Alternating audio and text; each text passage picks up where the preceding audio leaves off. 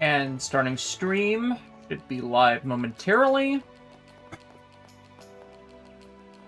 And we should be live. Hello, everybody! Friday Trails Day again. Yep. Alright, guys. You know what time it is? It's time to cook. Rather, brew. Got it. I'll make it right away. Oh, Lord, he's cooking. What do you think? Colorful fruit punch. This went well. Azalea Rose. Rosé. I thought I was going to botch that one.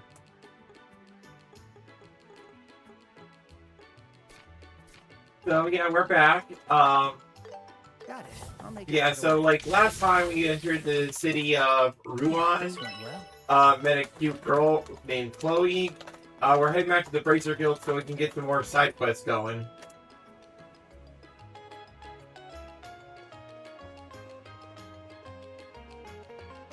Hello there. Welcome to the Bracer Guild. Oh, and if it isn't Chloe. Did the headmaster ask you to bring us another monster request? No, wait, I know. It's about providing security for the school festival, right?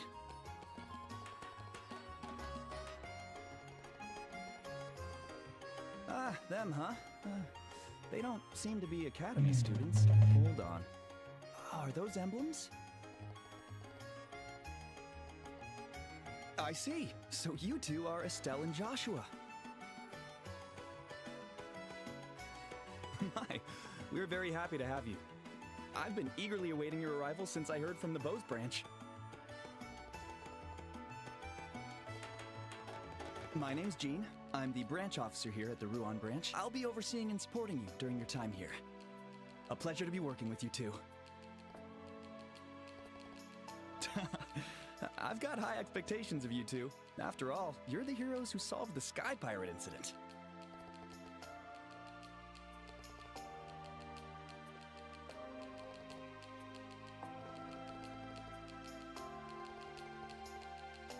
No need for that modesty. Old Man Lugren told me all about it. Now, let's get that transfer paperwork out of the way. Go on, just give him a quick sign.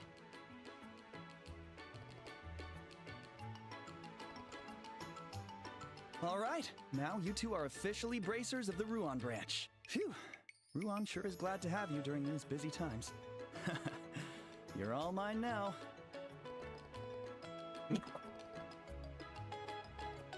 It's nothing too serious. Thing is, we've got a visitor from the royal family in Ruan right now. Not a chance, but a royal nonetheless. Here to inspect the city of Ruan, apparently. Well, it's royalty we're dealing with. Mayor Dalmore is real concerned that something might go wrong. That's why he requested extra security for the whole city of Ruan.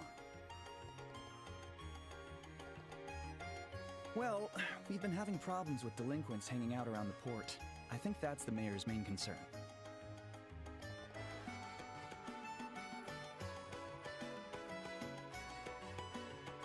Oh, yeah. Going on with that. Hi, guys. Yeah, just hello, everybody. Sorry, I'm typing a thing. Oh, you know them?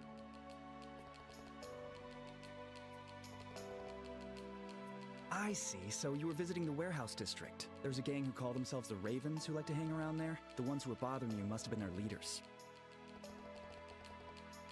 They used to be a pretty quiet group, but they've been getting out of hand lately. Wait, Estelle just said the Ravens, what a lame name to call a group of losers, or something like that. It's like, hey, that's my home state's football team. I understand the mayor's concerns, but we've got the entire freaking region to cover. Whoa, easy on the F word there, Anyway, buddy. Now you know why we're in a bit of a pinch at the moment. I really am grateful to you two, my precious, precious lifesavers. Wow, he really likes candy. No, they're just really understaffed right now, so you know what that means. Ultraviolets? Nope, it just means two fresh young faces who just wandered in are gonna get put to work. Oh no. Yeah, I'll be counting. Oh no, they're retail workers. No! At least they can solve the problems with violence if it's necessary. If you, I throw a punch in a realty situation, and retailer situation or whatever, and suddenly I'm in trouble. I should have gotten more eye wash when I was over at Walgreens earlier.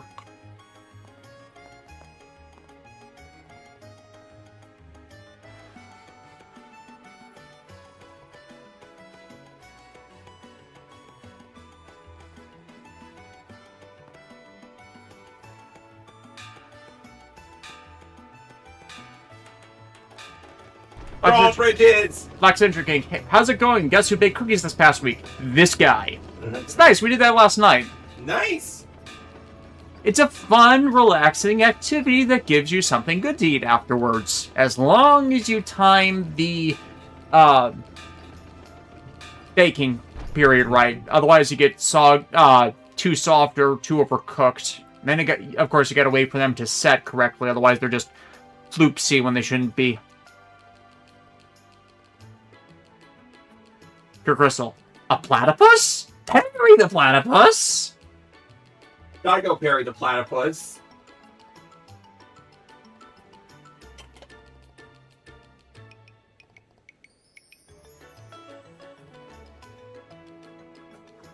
I'd sure love to spend the night in a fluffy hotel bed.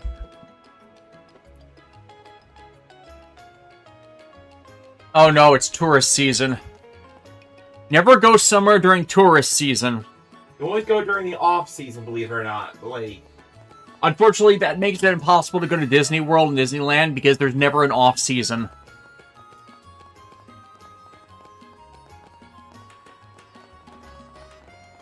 No, seriously, when we do that road trip, we're gonna have to try and time it for when, like, it's not a high activity time of year. Hmm. I mean, it always is, but it's like, if you go on a Wednesday in September or October, you're less likely to see the congestion. you just have to go to people in, like, various theme park queues and be like, hey, do you know anything about lines? Pure Crystal, worstest. It's World Cup season. Oh no. Oh no! No. You know what that means as well. Riots every night. This game does feature a tournament arc, so... But you see, it started as a rave. Who was the master of this rave? Brandon Kokuboshi, I am trying to finalize one of my Transformers OCs in LEGO, but transformation engineering is making my brain hurt. I tried to do that as a kid, but I didn't have the engineering brain for it. My dad tried to help, and you know, actual engineer playing with Legos, it's amazing, but it didn't quite turn out how I wanted it to. Yeah. He actually came by earlier today, that's why we're starting at 2 instead of 1 or noon, because he wanted to go to lunch, and considering he's probably a few years out from passing away, I don't want to miss any of those opportunities when he offers. But anyways, he kind of told me a funny story in that he used to work for Miller Brewing Company, you know, beer, as one of their chief engineers before he got laid off in the buyout by Coors. I think that's the brand. So yeah, basically he hasn't worked for them since 2002, 2003. He has been an independent contractor doing for work engineering jobs for better part of 25 years, and most of his work is still through his Miller contacts. So they've actually paid him more as an independent contractor than he was on staff all of that time, and they just cannot keep other engineers on staff because of corporate marketing bullshit where they cancel projects in one place mid-development and then turn around and do it somewhere else, and other people aside from my father just keep getting irritated at it. Whereas Dad is like, okay, you pay me more because you spend more of my time. I could have been working on another independent contract because you fired me and I became an independent contractor. And it's like, I've heard a bunch of YouTube shorts, stories where it's voiced by some random AI voice box that are those exact stories, and it's like, okay, maybe some of those have more validation than I might have thought if my dad is a real-world example of one of those.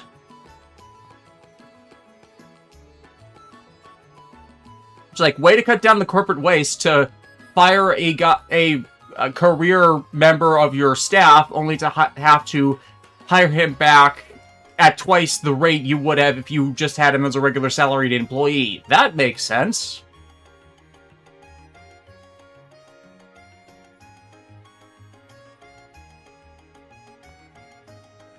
Goldengar, I'm actually heading to Colorado for my maternal cousin's wedding at the end of the month. Enjoy your trip. Black Central King. Oh yeah, I had to put a second batch back in for 3 minutes, let them sit out for 12 minutes to cool off to a perfect solid state. Yeah. You always want that solid state society. Oh, and here comes an a-hole.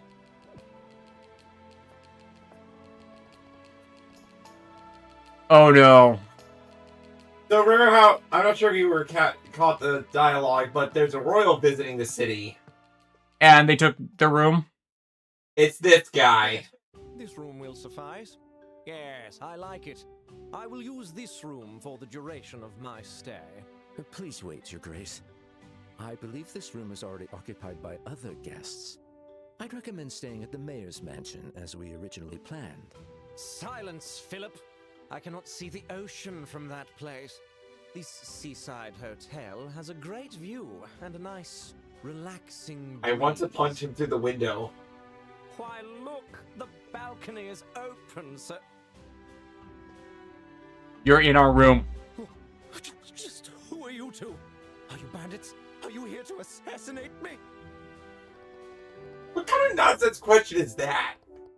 Where are you, old man? Why'd you barge into our room? How dare you call me old man? Very well. Are you the guests staying in this room? From now on, this will be my private room during my stay in Rouen. Now be gone at once. Are you gonna have to refund their money for the room? Huh? Seriously, what are you talking about? Why don't we? We'd appreciate an explanation. This is why dealing with ignorant commoners is so tiresome. Goldengar, meet your designated Clovis for these games. So he's incompetent and he triggers human is secretly behind human experimentation and ends up trying to cover that up with mass genocide. Maybe not that extreme, but he is a buffoon that is easily goes along with plans. Like you are the puppet, you know what I mean? So Clovis crossed with Tamaki. Yes. Honestly, he's a middle-aged man with a weird haircut. Weird haircut? Damn, it's kind of like... Yeah, the bowl cut has gone out of fashion for a reason outside of nutty principals obsessed with Hawaii. And yes, that is a Ranma 1/2 reference. Estelle, that's just rude. Call it a unique haircut. Alright, it's all in the phrasing. Very well. Clean out those ears and listen closely. My name is Dunan von Osles. I am the nephew of Her Majesty Alicia II, and have been granted the title of Duke.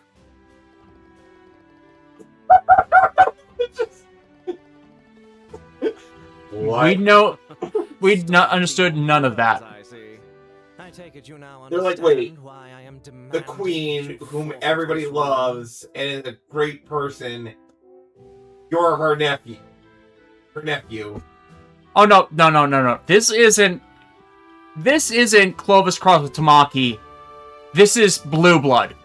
The pony. Oh god. Or at least the fanon interpretation before they did more with the character in later seasons to make him seem like less of an asshole. Oh god. That's brilliant, old man. You're killing me over here. Goldengar, has Kuno Sr. been introduced in the remake yet? As far as I know, no, I'm not watching it. As far as I know, the second season just focused on the Akane versus Shampoo thing. When objectively, Shampoo is the better match. Short of the dragging Ranma back to, the ass end of nowhere in China. Excuse me, sir, madam. But Because, you know, the big problem with Ranma is people deciding things for him. Where are my manners? I should Instead of, you know, myself. engaging with him My to name is respect Philip. his own agency. I have had the honor of serving His Grace the Duke since the day of his birth. This poor guy's been serving this moron for years. I assure you, without a shadow of a doubt, it is true. The man before you is Duke Dunan, the legitimate nephew of Her Majesty.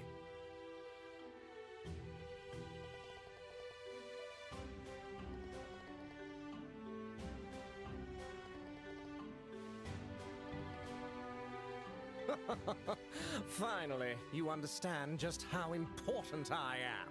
I, the next king, am granting you the honor of gifting this room to me. Go eat a spike. Such an opportunity is rare indeed.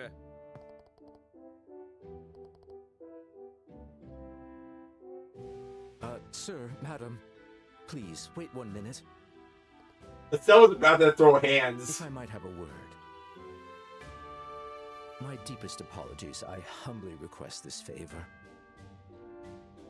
Look, pay us for the room. In exchange for the room.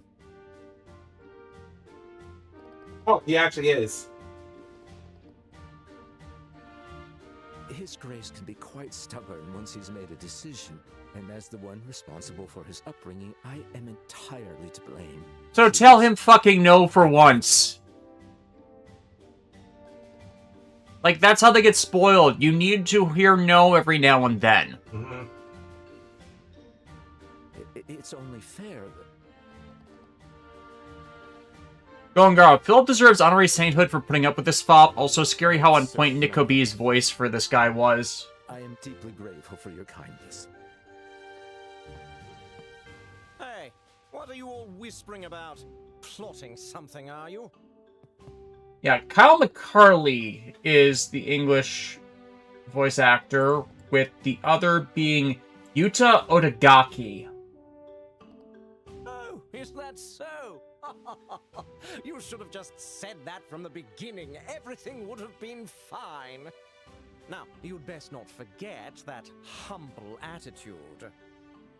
And Kyle McCarley is... No... Oh, yeah, Shigeo Kageyama. Like, damn, he really disappears into the role. He's also G-Quox Char.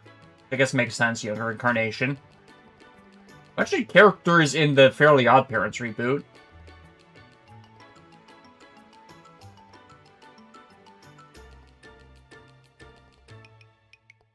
Oh, Hirohito Tadano from Comey Can't Communicate. Yo, sounds like you brats are in a bit of trouble, eh? Hey, it's Shinji Mato. Oh, God. Seen you since we met at the Sky Pirates hideout. Oh, yeah. That. Yeah, from the Heaven's Feel movies. Yeah. The words right out of my mouth. I had no idea you kids were in Ruan. Anyway, what's going on here?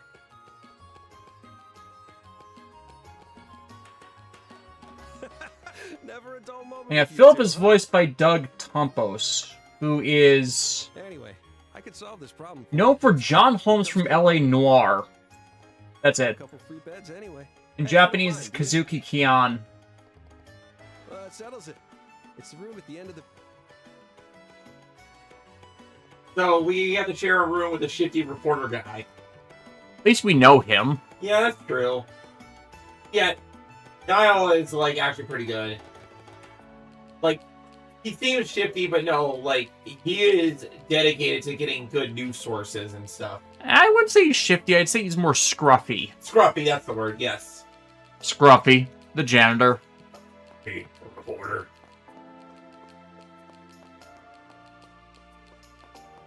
Still, basement room. I like basement rooms.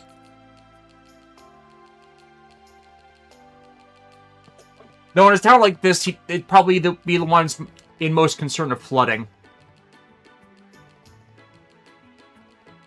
Pure Crystal. So I've been looking up old TV schedules, and I noticed that in some stations that have the Disney afternoon or one Saturday morning. Once it ended, it switches to Morocco's Modern Life. Why? This might be timing of schedules. Like, if it's too early... if it's too early for like Central versus Eastern time, then they have like a gap period where they need to put on some other programming before it becomes news hour. So they would just throw on something additional in syndication. Just like that 7 Eastern 6 Central programming, or like 7 8. It's that time difference that makes things screwy for airing schedules. Because some programs have live television at different times than others for other things and material, so they gotta schedule them appropriately. Especially if it's Eastern time versus Pacific State time.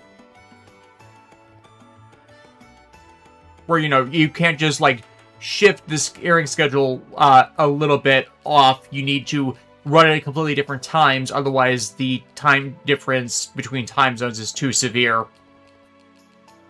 That's the only thing I can reason it as.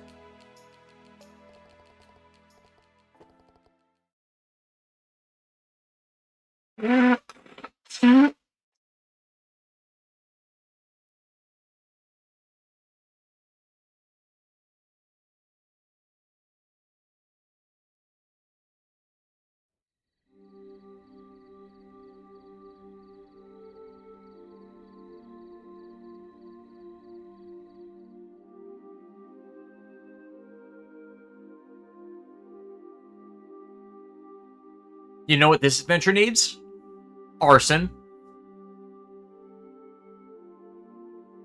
About that.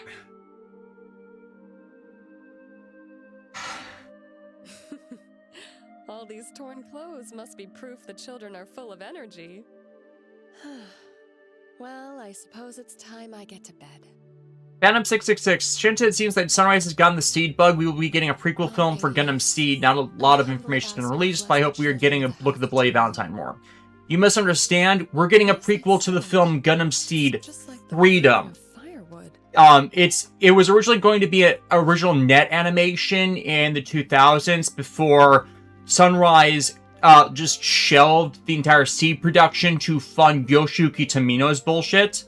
It's like, Freedom was always going to be a movie, but it was shelved for the Zeta New Translation project, and Seed Freedom Zero was shelved along with it, with the finances for that then going to the Wings of Rian original net animation, which bombed so bad that Sunrise got cold feet on original net animations for years.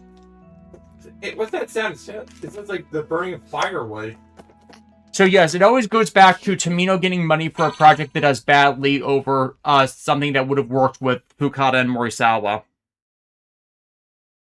You really gotta stop being so strong with your prediction on things. Yeah, how did I call this one?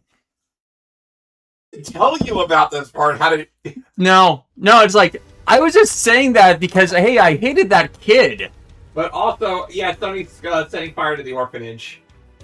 How does brick burn like that? It started with firewood at the outside. Children.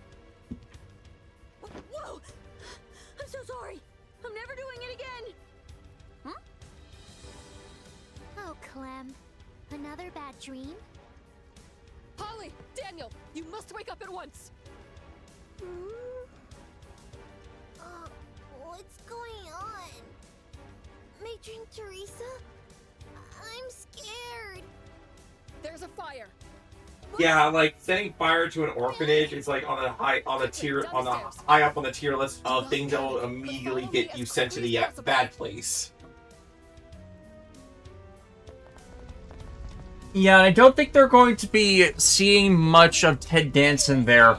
Yeah. It's so smoky. The bandit. I'm scared. I'm still sleepy. Follow me, children. Hurry to the exit.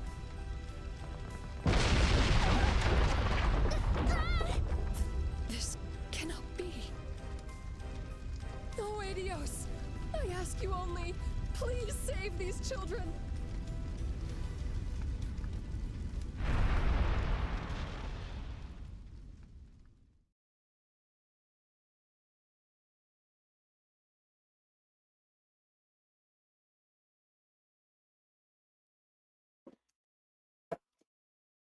Gongar, to be fair, a lot of shit sends you to the bad place.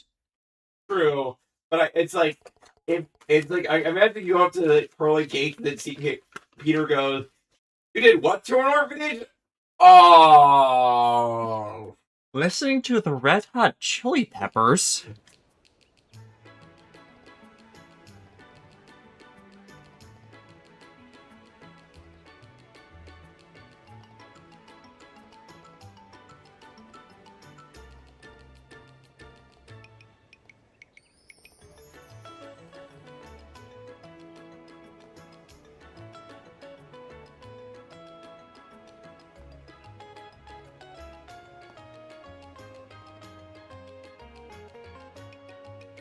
man, we had a nice night in Ruan. I really hope nobody that we know or care about got hurt last night. Looks like it's back in service. Oh, I'm getting kind of emotional. Don't you think, Joshua? Brothers, if pirate media counts, then I fear for all of our souls. There's no moral obligation against pirating if there is no easy means of access to the media that is, and frankly, supporting poor, bad faith actors is morally and ethically worse.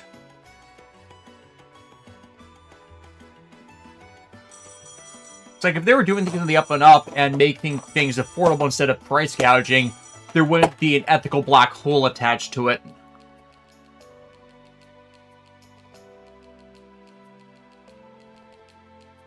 Like, I'm still buying what I can. When Ranger Isekai becomes available for pre-order, I'm jumping on that, but that's just because I really like that series.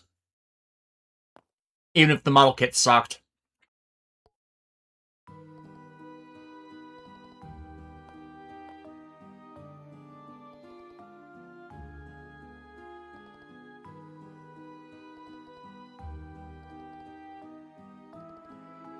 Phantom 666, I despise Crunchyroll for what they have done to the distribution of anime. Something you need to understand about that is it wasn't the people who originally ran Crunchyroll. It's actually Funimation staff that was bought by Sony first. And then when Sony bought Crunchyroll, those Funimation executives, because they already had a working relationship with Sony, took over and just kept the Crunchyroll branding. That's why Crunchyroll went to crap after the merger, because the people who actually cared about keeping things in high quality were all booted out the door. Whereas Funimation was the one who were the frontrunners to a bunch of this conducts that we're seeing now from Crunchyroll across the board, including, say, not translating the opening and end themes and insert songs, which used to be a staple of anything you got from Crunchyroll's subtitle content, but Funimation just wasn't including for one reason or another. Now that's ubiquitous to everything. When, no, you need those translated, that's part of the entire series. That's context that's needed for the larger show, especially if there's an insert song. Or this cast starts singing something that is a song we might not recognize, like in the new Samurai Trooper series. It affects the viewing experience. Rico Aries, wait, the model kit sucked? Ouch, that must have hurt a little. It did, and it's like, it's not the worst thing ever, but it's a model kit brand new to 2026, and it was built on the quality level of a mid-tier 2006 kit. Its design philosophy is 20 years out of date, and it was a $160 brand new model kit to buy, if you include shipping, taxes, and everything. Whereas, say... Yes, I bought them for contrast. Pega June from Gozuger. This is... including the P-Bandai markup, it's this and the shipping cost, this is $100. It's higher quality across the board. It does the transformation, it does the combination gimmicks. And it's like, yeah, I kind of bought these out of spite.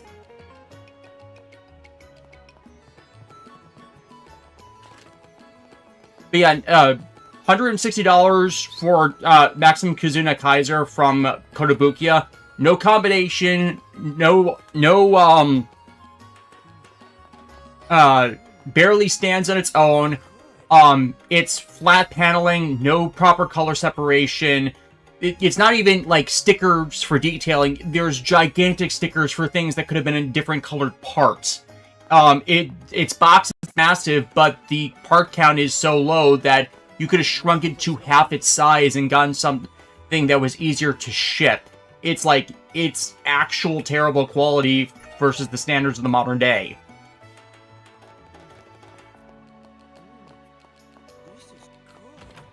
I'm just trying to fish for the one ring. Phantom 66, Shinta, what do you think when Kiss Anime got shut down? I never used Kiss Anime. Ever.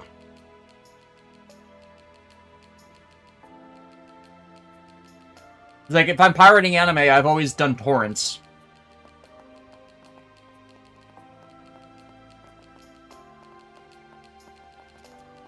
And even then, these days, the only stuff I pirate is just things that haven't gotten home video releases.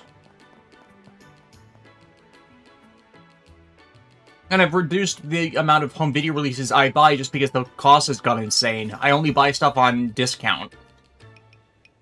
Which is why I'm still missing a set of one of the early sets from Reincarnate as a slime. The Celebrite had the fishing rod. The seas are in danger. Fish fear her, women want her.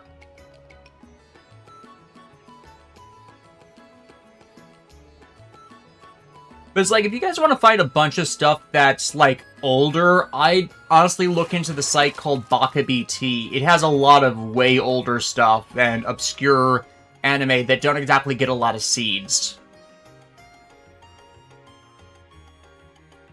I didn't expect your fishing skills to come in handy here, Estelle. Tron Quan, Kotobuki kits are only good when it comes to their original IP/designs. Other than that, it's hit or miss, with the miss being 80%. Even for Zoids, which are first party with them due to licensing, they haven't improved in 20 years. That's the entire problem. Their engineering and design philosophy are that out of date, which is the problem. And the entire reason I even bought the Maximum Kazuna Kaiser set from them is because I was constantly told by naysayers, no, give them a chance, this is going to be awesome. When I told the Minipla groups who were advertising, oh, this is going to be so much better than Minipla kits and SMP, and Shokugan's done terrible, and Kotobukiya will do this figure great, and it's like, every single thing they inappropriately complained about with Shokugan, from the model kit, from the varying tightness or looseness problems some people can have with them, to to claiming the parts are brittle, to the sticker applications. In every single field, Kotobukiya is explicitly worse and twice as expensive as what Shokugan does for what they do. And it's like, no, assholes, you're calling me a jerk for saying this and telling you not to buy this thing because, oh, clearly this is all high quality from these images, when what nobody told you from the images was this was a combination of deceptive 3D models and pre-painted kits. They didn't showcase that everything they did was actually either sticker applications or no coloring at all. You just had a flat plastic block, and they bought into it, when Shokugan's thing was always to show the product and have it in the image descriptions stamped in, this is a pre-production model, or this is with applications of stickers contrasting against everything else, and they never lied in Shokugan's production blogs about quality differences in product. They never lied in their advertising and promotion. So it's like, again, a contrast point. You sold us on a false narrative for a product that wasn't even half of what you said it would be, and what you complained about this other company doing. When you then showcase that, no, you really are complaining just to complain. I hate that sort of hypocrisy, and I'm glad I don't do anything with those groups anymore. Because anytime I try and call that out, I get the pushback.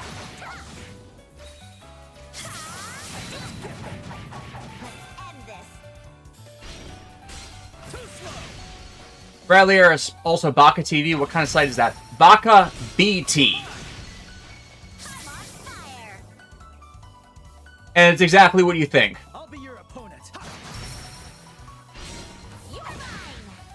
Here, Estelle. It's like the cat site, only it's a bit more peer-to-peer in how it's supported. It's like if you're a participant on the site, you get perks, but you need to just like keep stuff in circulation. It's basically one of those keep circulating the tapes groups, but with like obscure, more obscure, not currently accessible media.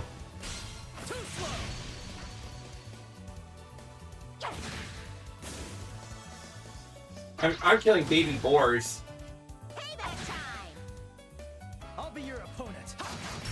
Those boars know what they did. Do they though? I don't know. But are we gonna willing to take that risk? That'll conclude it. Let's keep Hey, moving. boars can mess you up.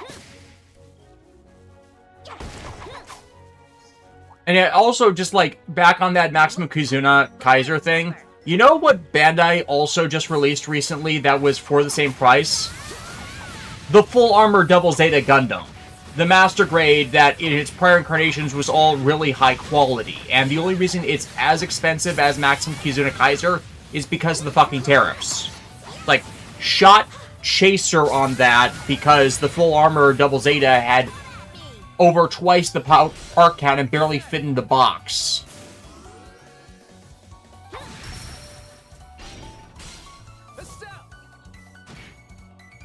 I don't know if you, John556, I don't know if people ask this, but did you see the first spoilers to the new Jonochi cards in Yu-Gi-Oh? We follow Yu-Gi-Oh! Organization, we see their social media blog updates, yes. And it's like, I'm glad they're trying to renovate a bunch of Jonochi's old cards in that way, because, like, that's a lot of good archetype styling with their new Dark Time Wizard spell card. And also using Time Wizard as a spell card is funny, considering that's how Jonochi tried to use it a few times when Kazuki Takahashi didn't really have rules of the game, but had a semblance of functionality. I'll change the tide of battle. And then the ostrich exploded. Just like ADO intended.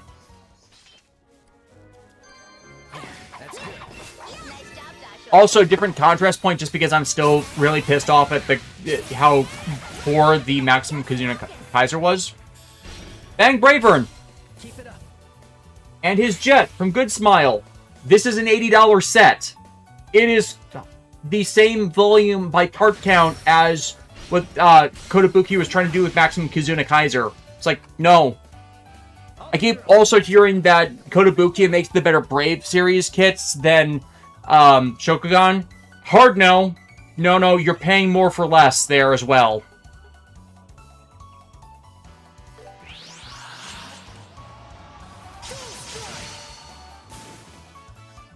Tron, yeah, Kotobuki gets are great for a painting/fixing project that results in a display statue, not so much a fun to build and play with ones. They don't even do the statue thing well, and if you... because they're not even posable. Because most of what we do is just, like, pose them and display them as basically a statue you can repose at some point. Even these model kits are not meant for constant play. Model kits are not something you do constant play for. That's what you do DX toys for. You do model kits for greater articulation than a DX toy can generally give.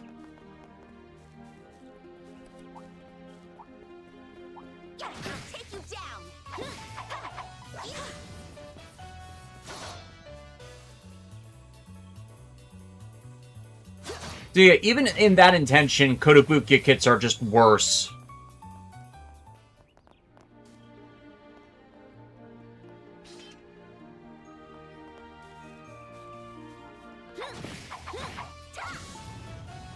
But also, like, if you're going to, like, require that much extra effort be put in, you can't price it twice the cost that everybody else releases their equivalent products for.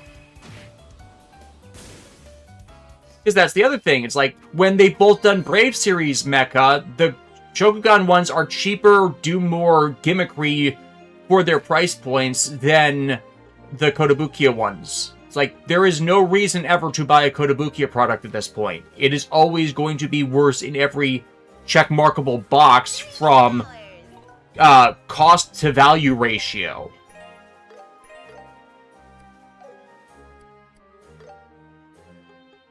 Gongar, the only Kotobukiya kit I have is the Siren, and I'm pissed with how little I can articulate it, especially with the way the wings are. The wings in the Halo.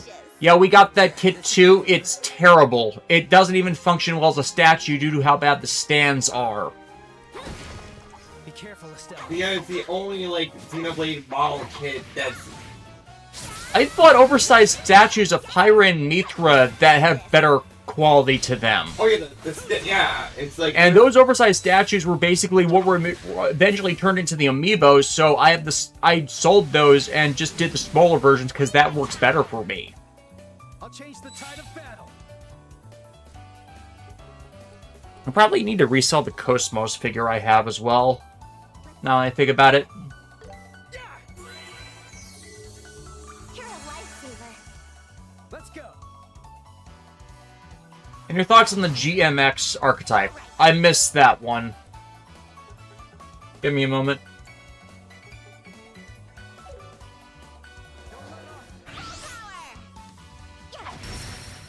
Genomix.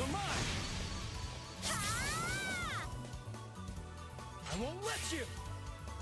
Anthropomorphic dinosaur is named after a real-world species of dinosaur and transformed versions that are human main deck counterparts. Too slow. I'm on fire. Okay, yeah, wasn't there an animated series based on this premise in the 2000s that was basically a ripoff of Power Rangers Dino Thunder? That's good. I'm not so? it. The enemy's strong. Monsters could be trouble. Going Girl, even Square's Xenogears model kits are better. I'm not even sure they were ever properly released. They got a re-release a couple of years ago, but I didn't, considering they were 1990s model kits, I didn't expect much of those, so didn't bother to, like, find them for any reason, especially because they were unpainted. Wow, Joshua, you just insta-killed everybody. Yeah, that's good. Nice job, Joshua. That's one of the tetracyclic towers. The Azure Tower. Since we're here, why not check it out? David's Hayden, I only have 2 Kotobuki kits, one from Move Love Alternate, was not a good kit, and Liger Zero Empire, which is actually a fun build, so yeah, kind of a mixed bag. That Liger Zero Empire is just a minor runner recolor of their Liger Zero kit that was first released in 2006. So again, kind of the problem where their engineering has not improved in all that time. And anytime they've released a kit that someone else then later does, they come out inferior for it. They have a Black Serena from Martian Successor Nadesico, then not Kotobukiya. Good Smile did the Black Serena in the Motoroid line. Night and day difference. They did the Red 5 from Majestic Prince. Kotobukiya did it in 2014. Good Smile did it more recently. Again, night and day in quality. Watch for ranged attacks. They have superior numbers. I'll take you down. Black Citric King. Speaking of Dino Thunder, Beyblade X has a Abaranger / Dino Thunder reference in the series. 4 bands are named after dinos. Considering Abaranger is like over 20 years old, that doesn't surprise me. Somebody clearly grew up with it and had fond memories of it. Joshua! Not saying it's a bad series. We've never gotten the opportunity to since it's never been competently translated. Here, Estelle. Rico Aries, I feel bad that the Armored Core kits were Koto exclusive until Bandai did the 30-minute mission Fires of Rubicon kits. Yeah, which, again, night and day contrast. I'll be your opponent. There legitimately is no reason to buy a Kotobukiya kit anymore. Which, again, is depressing because I like Zoids and would like a company to actually do competent model kits of them, but unfortunately Kotobukiya has kind of exclusive, well, near exclusive rights over Takara IPs like that. Outside of, Transformers, since that's co-owned with Hasbro, and Hasbro will shove out that license to anyone these days.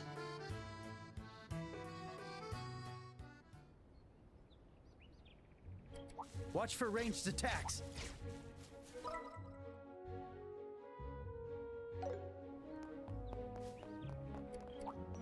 They look tough, but we're tougher. Bradley, it's the only Operator subs I remember were yellow sub ones, which even I could tell were iffy in some aspects, mainly calling them Blastosaurs.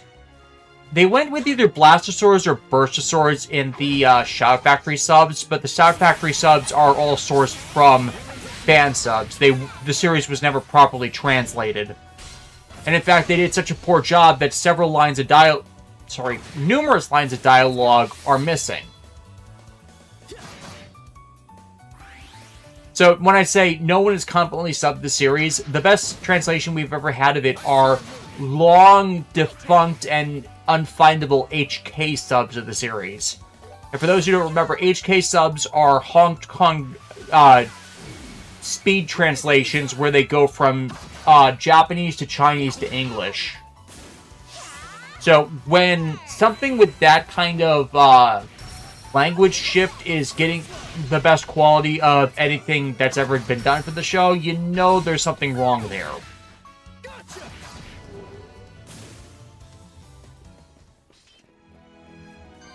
It's not enough. I have to keep getting better.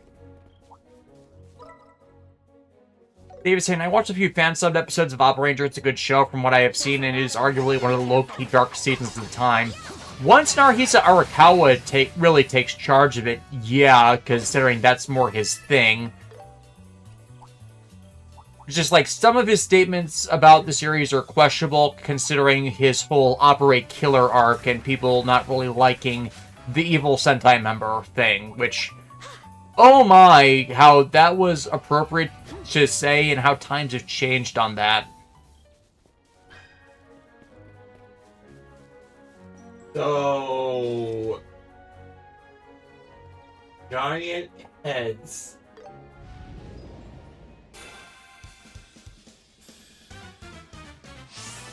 Rock snake turtles with giant heads that are bigger than the rest of their body. Huh.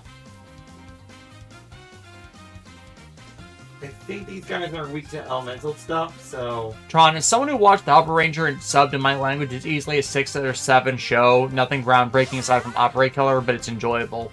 Yeah, and from what I remember watching of it, the comedy is kind of the contrasting point, considering the original head writer / co-head writer was the same guy who did Car Ranger, and that makes it so that the show's comedy is more subjective than normal, because unless you have to be on his wavelength of humor to really get the most out of their comedic bits.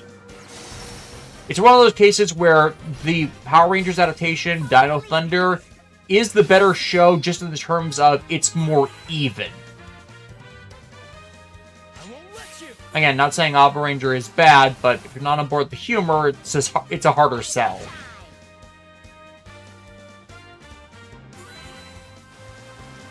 That, and I cannot pronounce the central antagonist's name at all. Dezu Morzoria is the best I can do.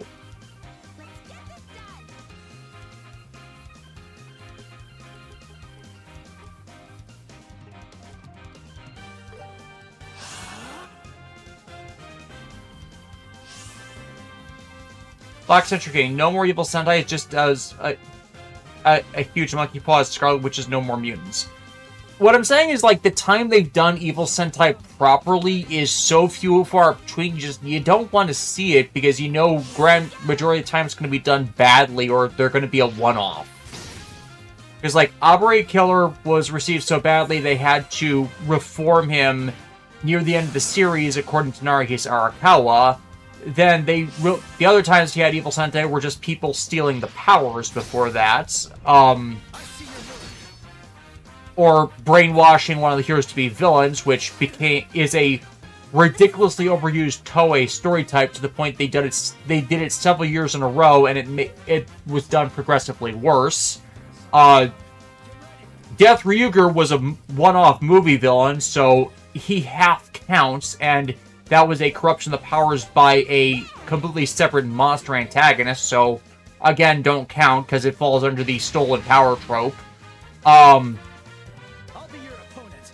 The only times they really just started to do it regularly was starting with Zenkaiger, and then how many of those ended up reformed because they became more popular characters than the actual main heroes, or you had a situation like Hercules where he was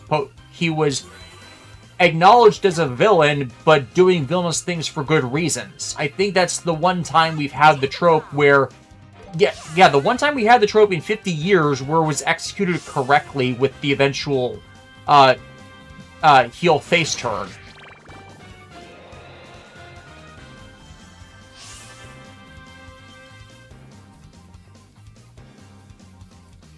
Bradley Harris, I'm not surprised Operate Killer was badly received. Like, when I watched Op Ranger, I was like, why are you like this? Like, why? Yeah, it's the nihilism angle where you don't really understand his motivations. And then you get the later stuff with, oh, he was actually forced to be this way, and it didn't because of Arakawa trying to do the Rush reform, and it not quite what you wanted.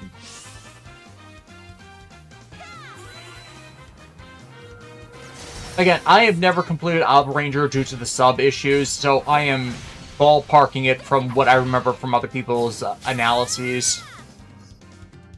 But it's a case of the show's inconsistencies between writers were a underlying cause to a lot of varying issues where they couldn't just get a tier of consistency required, like, say, Arakawa would showcase with Deca Ranger.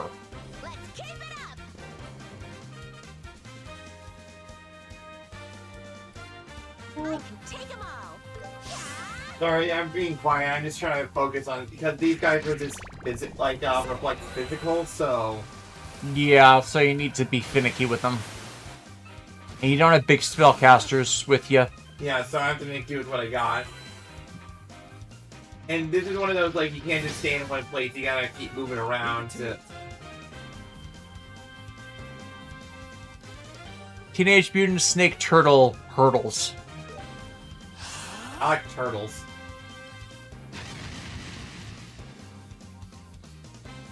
Brian and Kokoboshi. Funny fact, God Brave Studios has handled the prototyping of several figures, including Motoroid Eldora 5 and the Gatai Gurindai Logan.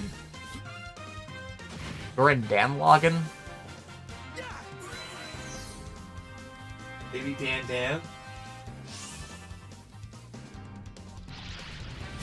Yeah, the Motoroid Eldora 5 is amazing. And again, half the cost of that Maximum Kizuna Kaiser to do a 5-piece combining robot from a series where it combined all of once.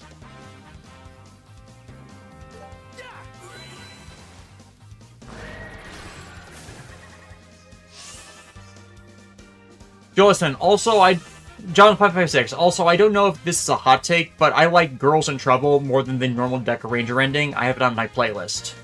I can see that. I don't exactly agree, but I'm not a big fan of either of Deca Ranger's ending themes just because I'm not a big fan of the Sentai Dance Party stuff.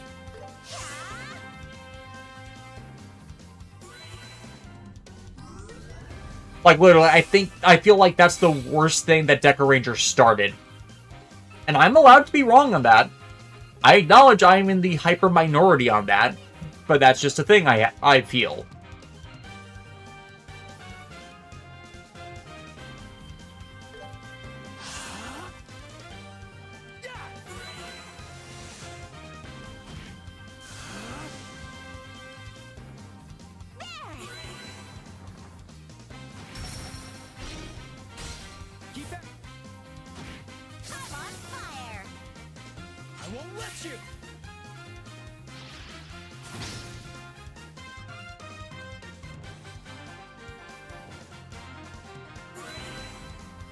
I'll change the tide of battle.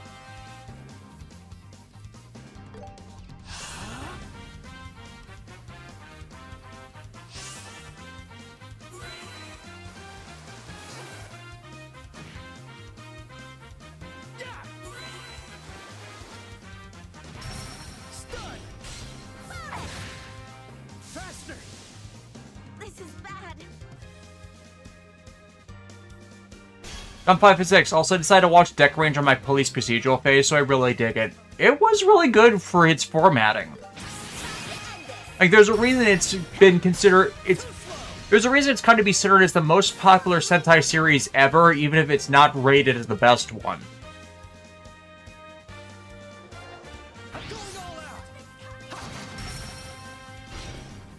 There's just so much to like about the cast. I mean, Doggy Kruger.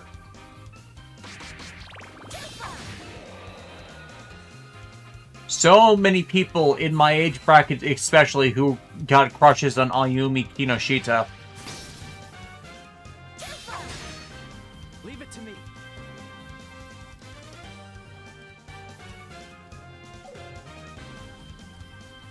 Black Century King. They've overdone it. It's worse than Ryu Soldier. After serious moments, we get an overly happy music that kills the mood.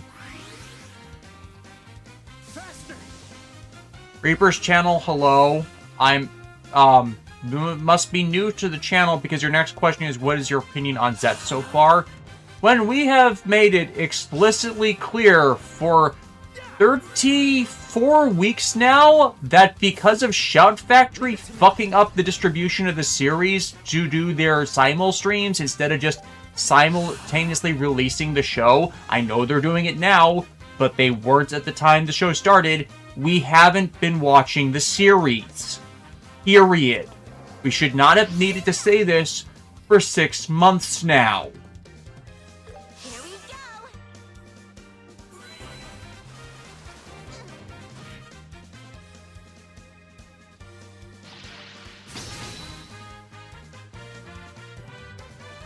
Because the entire problem is, when they release it, I am at work.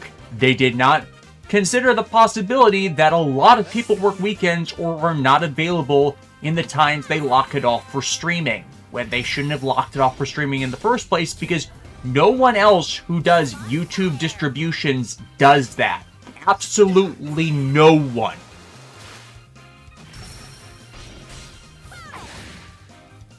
And the entire reason they did it that way is because that's how they manage every other IP they have a property for. They just do endless streams of them, thinking that's a functioning business model, when no, people unfollow those channels because it floods their feeds. And of course, after they'd finish a simul stream for a show, then it would be inaccessible for weeks later, so unless you caught the stream at the time it launched, then you're completely locked out and you're disenfranchised from even watching it outside of just torrenting it, which defeats the purpose of the streaming in the first place. You have to keep it available. That's what Ultraman does. That's what Toei has been doing with its distributions of Agito and Kabuto for their anniversaries, though those are unlimited watch. That's what Sunrise does for Gundam on Gundam Info, even though they cycle what series are available at different times for a month. Literally nothing else that makes stuff available in those means does what Shout Factory does, and it doesn't make sense. Whew, that was a toughie.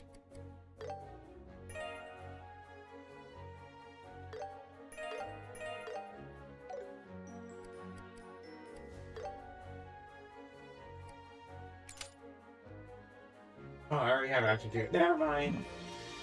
Now 556. Now I want to see Jasmine and Nosan's sister interacting and fighting together in their transformed forms. And then everybody like, wait. And then they've done that for some characters where they've allowed their two incarnations to interact. It's a bit difficult in the to actually construct scenes that do that, but some series have like done it for small bits. Like, I think there was I believe there was a short special thing with the Q Ranger cast members where Raptor ended up countering Luca, who both of them being portrayed by Maui Chimichi. But then again, I didn't engage with the Q-Ranger stuff because I hated the show from its early episodes, and from everything I heard, it did not get better. I think it might have been tied into the Space Squad stuff. I don't remember exactly.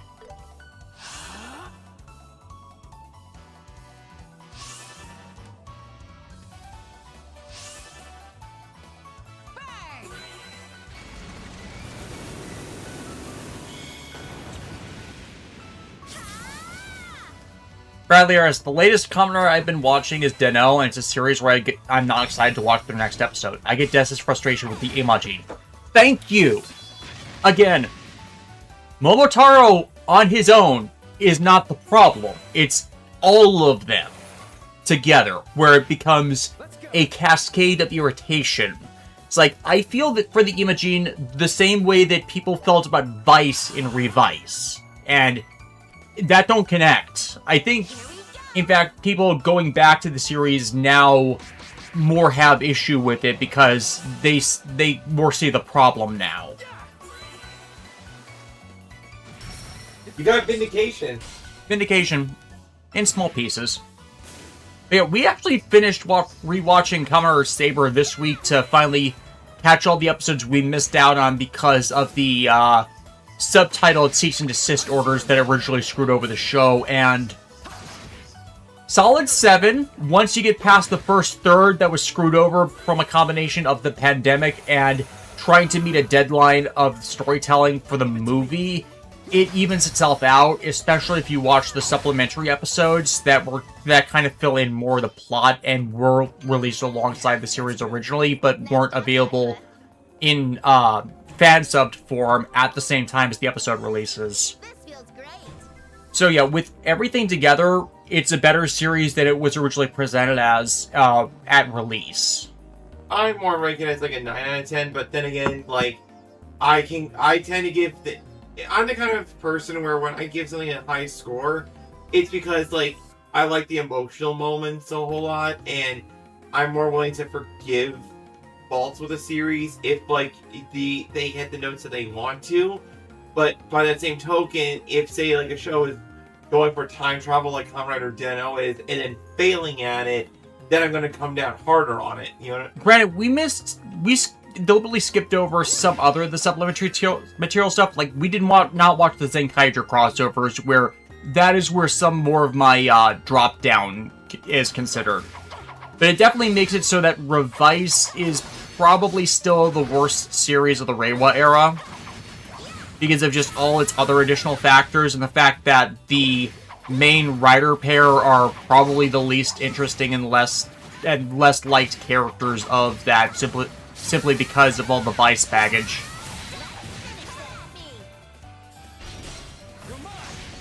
If you like Kamen Rider Revice, yeah, more power to you, but when we watched the early Bird cameo for Vice, it was a fart joke. It wasn't even a good one. No.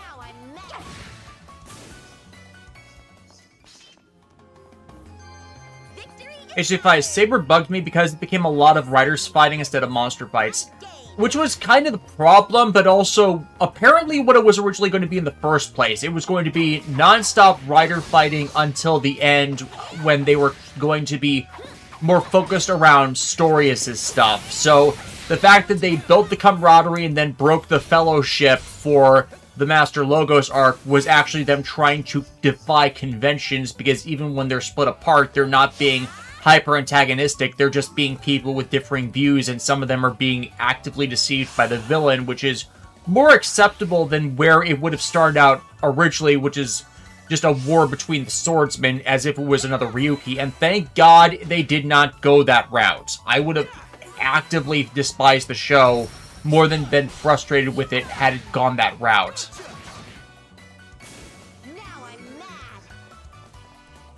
Black Cinder King, it kind of sucks that Space Squad didn't go anywhere. Specifically because of Q-Ranger, because Toei shoved in the Q-Ranger vs. Space Squad special that actually was responsible for killing the project, because it did so badly.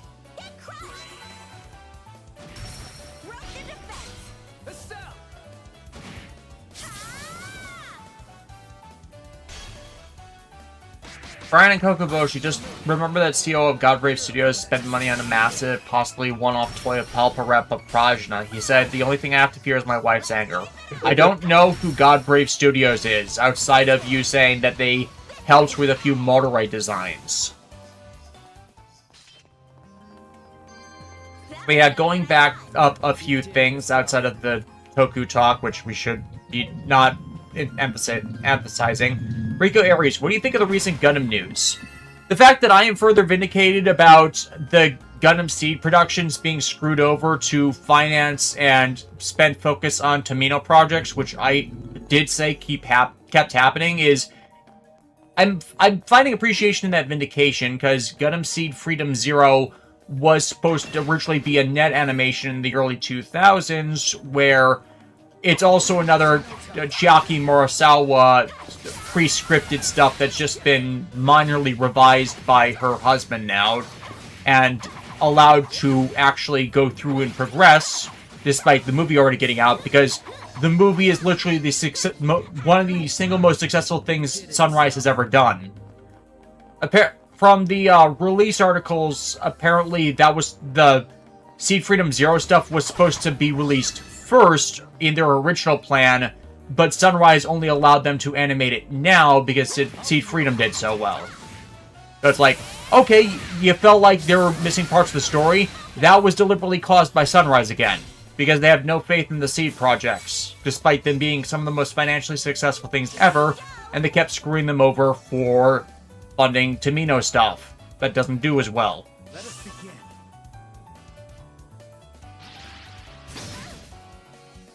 Davis Hayden, pardon my ignorance, but why is there such a problem with Vice's VA? All I know about the guy is that he now voices Frankie in One Piece. Oh, he did. 2 words. Blackface. Yeah, he's hyper racist. Or at the very least, like, he did bad thing, like, did racist stuff and just never apologized for it. And the fact that also, like, look, even if we were taking that out of the equation, which I think we shouldn't, but just from his performance as Vice alone, I'm like, this is annoying that out of me, you know? Like, yeah, he's the Poochie from Simpsons of Kamen Rider. When Vice is on screen, everybody has to ask, where's Vice? And it's like, yeah, he's supposed to be a malicious, malignant demon. That wasn't the way to go about it. Okay, benign evil, you can rationalize as that, doesn't make them an appealing character.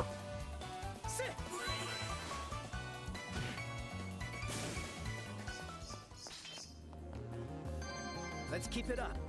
Nice job, Joshua. So yeah, we're kind of fine just skipping Revise in perpetuity. I know there's some of the secondary writer stuff was more appealing to people than the main pair, but it's like, if your main character is unappealing, what are you doing?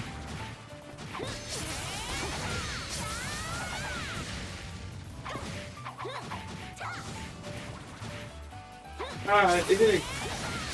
Don't mind me just beating up seahorses out of water. Not sure how I'm beating up seahorses in water, but oh wait, I can just kill these guys. Wasn't the thing about seahorses being the assholes of the sea? I'm not. I don't know my seahorse lore. I just know that the males give birth. How do the males give birth? I don't know. I'll be your opponent. I just know nature works in mysterious ways. Keep at it.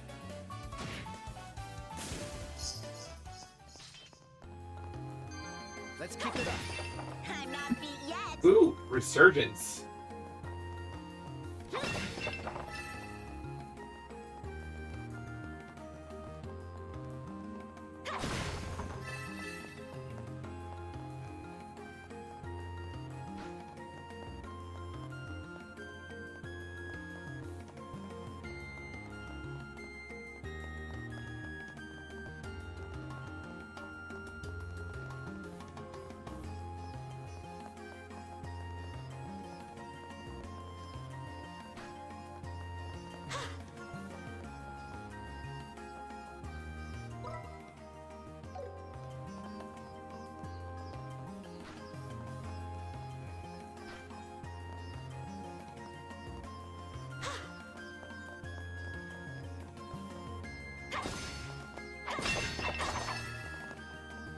556. Seahorses are so delicate that human touch kills them. Really? That's news to me. And kind of dark. Everything I love and touch dies. Does anyone want to trade seats? Sorry, you're stuck next to me. Now, on this 24-hour airplane ride, let me tell you the story of the Trail series. Get me off the plane. Get me off the plane. Yeah, that's good. Chapter Nice 1. job, Joshua.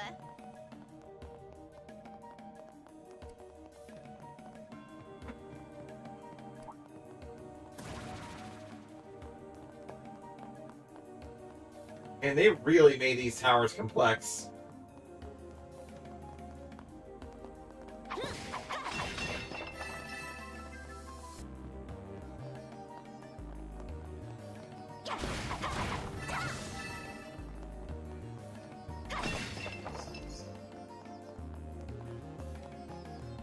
Right there, a seahorse having 0 endurance stat was not what I expected. As anyone who has bred a Seadra Pokemon would know.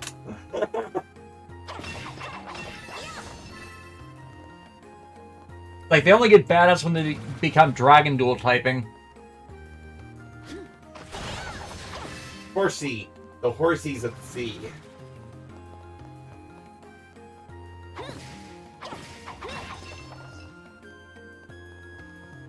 This chest. Use caution. This guy means business. I'm game. I won't let you! Ready at any time. Here, Estelle. Time to end this. Roll your defense. You're Ready at any time. I'm going all out!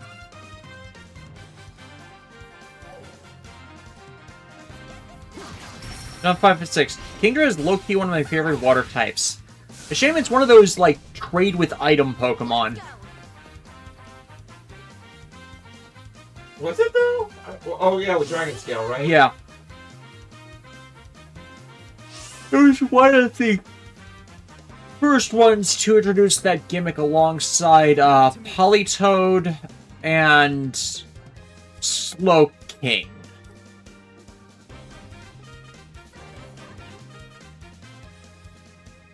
Perfect move.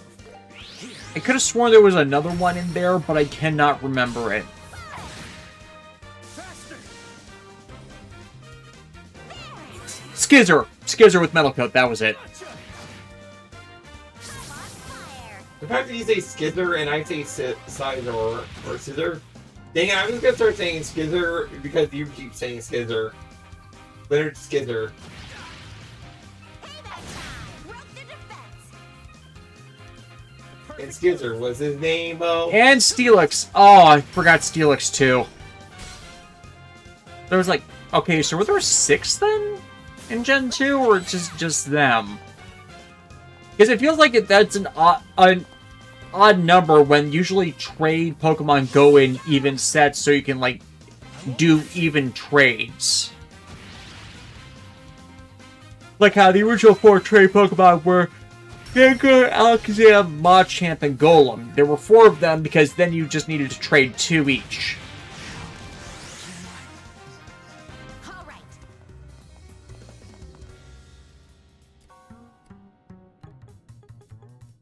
H85s. Honestly, at some point they need to do away with needing a trade to evolve or just include the item from Legends Arceus. Or do what they have done in the last few Pokemon generations, just make the Pokemon naturally accessible inside the game, but have it be extremely rare so people can hunt it if they want to. It's like Legends ZA had all of them accessible in-game without necessarily needing to trade, and at times in Scarlet, Violet, and also Sword and Shield, now that I think about it, you could do the specific raids or environmental conditions where a trade evolution Pokemon would just show up naturally. Like when they did, Scizor in the DLC alongside Cleavor as a natural encounter where you didn't need to trade a Scyther for them. John 556 found the 6th one I was missing. Porygon 2. I forgot that one. I clearly forgot a couple of them, considering I also forgot Steelix. But yeah, okay, there were 6 in Gen 2 that had the item, the hold item trade. You did it, Estelle. Blamebeard. Porygon is just another one you so easily forget because, you know, he's been unofficially banned from the popular media due to the seizure incident. Huh. Guys, looks like I found a better equipment for our future party member. Wonder if we met anybody recently that fits that bill. Are you actually supposed to be doing this with them, then? Well, this is one of those, like, extra challenge kind of things. So you could feasibly be doing it later. I could be easily doing it later, but since I'm here, I might as well just get my way to the top. They look tough. Tron, the only thing I don't like about Pokemon games is that they remind me how none of my friends like the franchise enough to buy a game and trade with me. I mean, could always go through the Wonder Trade system, but yeah, that does suck. I mean, when I was co-playing both Sword, Scarlet, and when I was co-playing Sword, Violet, and Legends EA with Alexis, we were having a lot of fun with co-opting and helping each other, especially when it came to the raid battles. So many legendaries got shoved into tiny little balls. Yeah, we've been doing the max layer recently to just, like, backfill a bunch of stuff in Sword, so we're ready for when Gen 10 releases next year. And we've got almost everything for the max layers to have almost everything from Sword and Shield completed. And registered to Pokemon Home. Ironically, I need to find a Cubfu now because I forgot to register it to Pokemon Home from Sword and Shield to get the special unlock stuff through Pokemon Home.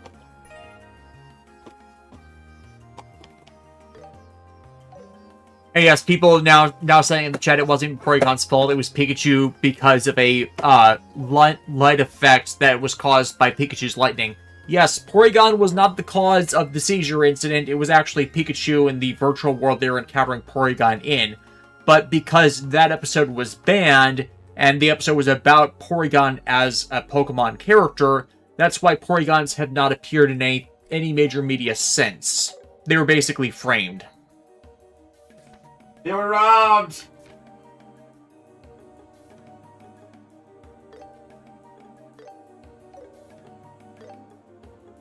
Sure, leave it to me. Yeah, this went well.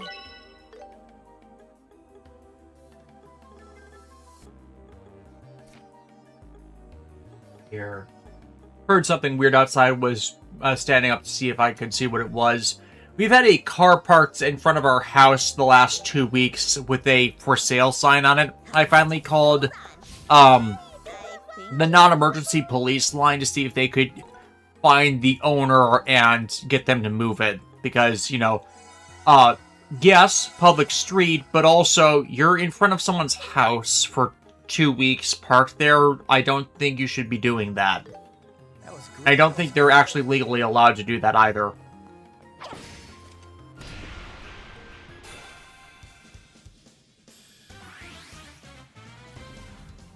HDFIs, I was stockpiling Cubfu by resetting a game and doing the challenge multiple times. Takes about an hour or so.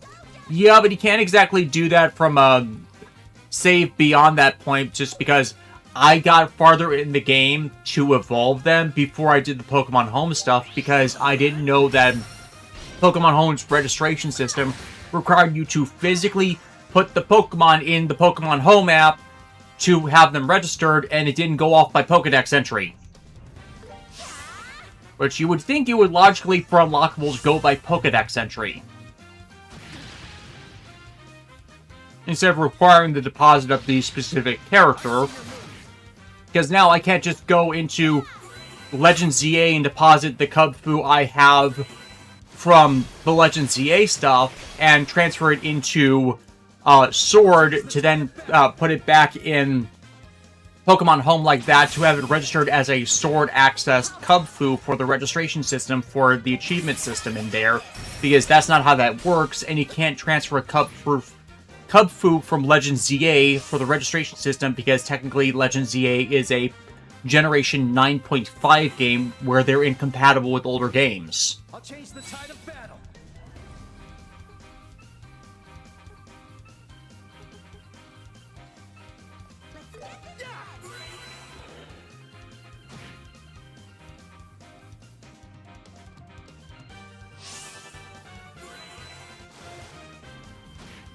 Leave it to me. Like, if you could get a second one to do the other tower challenge, that's something different. This is bad. Like, same thing with Cosmog. I kind of soft-locked myself on that one by not having by evolving it to the second form before I even realized Pokemon Home exclusive Pokemon giveaways was even a thing.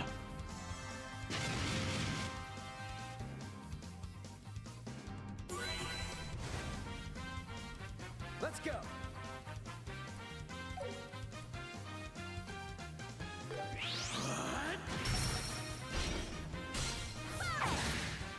Gotcha.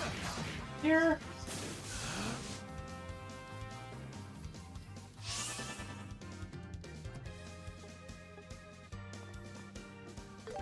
Rico Aries. Why must everything use self-destruct? Old tropes. I'm on fire. I felt that right before getting exploded. Okay, she didn't get exploded in the face this time. I'm on fire! Kaboosh! Brian and Kokoboshi, the reason I don't play Pokemon games, Nintendo is Nintendo. Pokemon Home wasn't designed by Nintendo, actually. Or rather, Game Freak. It was externally developed. Really? Yep. Because it was meant as cross-access stuff with Niantic because of all the Pokemon Go stuff. Because it's also compatible with Pokemon Go. I think I got a little stronger.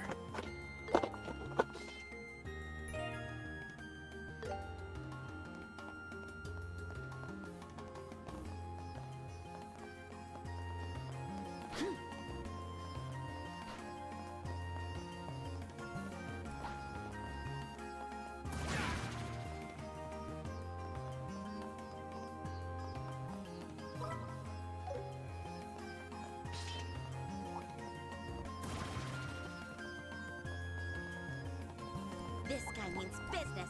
I'm game.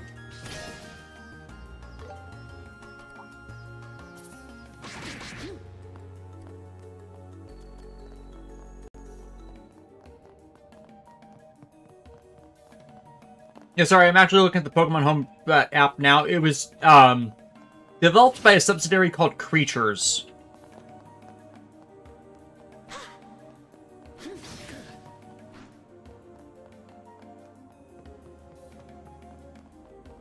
And I'm loading it for a specific reason.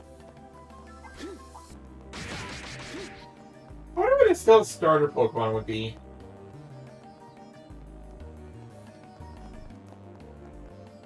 Fighting type. Oh, so she would have a Chimchar? You know, so it could go... It could With the Lubu staff. I see that. Yeah. Like, Joshua, I found a monkey! The flaming butt. A flaming butt, Joshua! And then Joshua just chilling there with an Absol. It's like, where did you get that? Pokemon Home?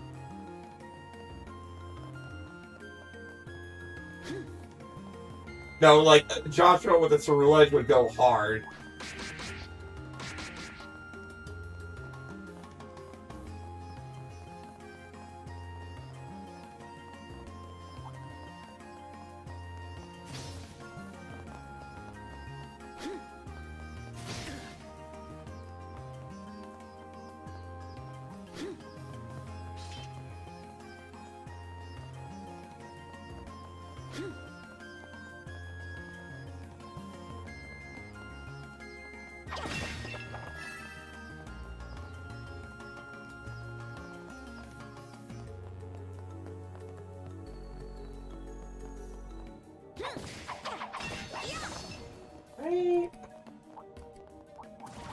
of enemies. Be careful.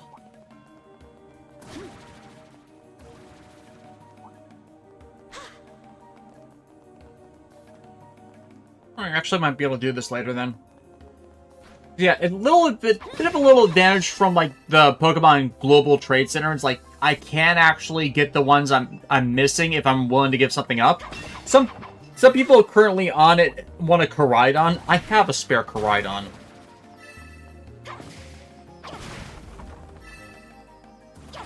So it's like, okay, that is something easier to do for this than something you can only get on one of in a game.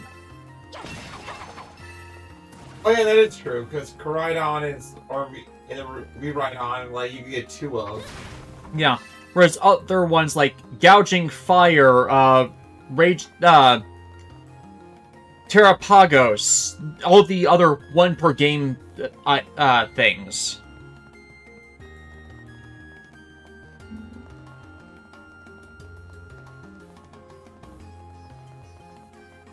It's like Koraidon's a 1 per game one as well, but it's just like due to the nature of how you have to evolve it, it's one of those legendaries where it's missable by that registration system.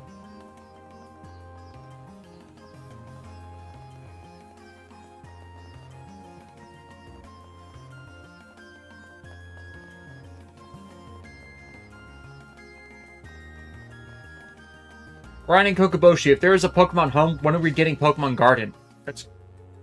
That's Pokemon Go.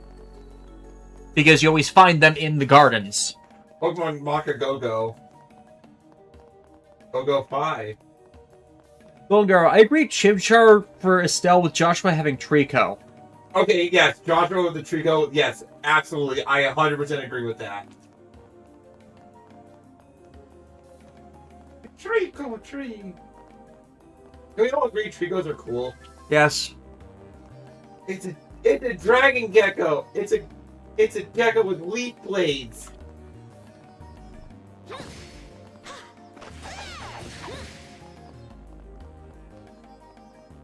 Treasure found. I think we all know which Pokemon Olivier needs. Oh, Jigglypuff? No. Toxicroak. Specifically for Poison Jab to get him to knock off his flirting like Brox did with him. It's like, but then after a while, I think... What's really funny about that is that, like, the Toxicroak role belongs to its handler, Vander. And yes, I know it was Croak, not Toxicroak, but I see Olivier getting them to evolve. Oh yeah, absolutely.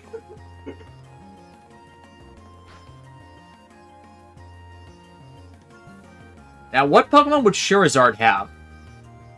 Ooh. Serena? Serena? It's that grass one from Alola. He's so far from up here. The sea breeze feels nice. Makes me want to stay here for a while. Then let's do that to our heart's content. I'm trying to remember that one, but again, Alola's the game I never completed.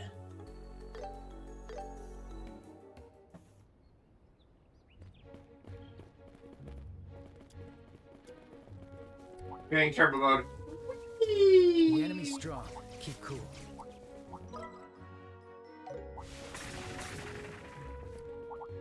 I love turbo mode. Hey, I think Watch for okay, this is what resistance. happens when you feed itself pixie sticks.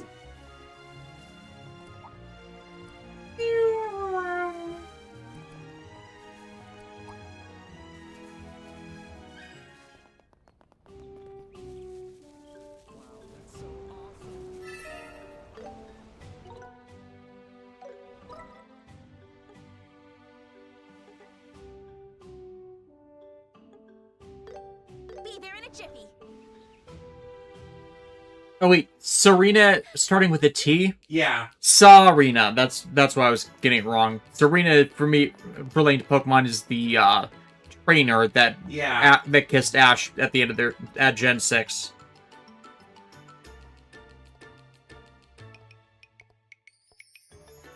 Do you remember that giant monster that we killed? And it dropped a weapon? 2 Cyclops with 1 stone.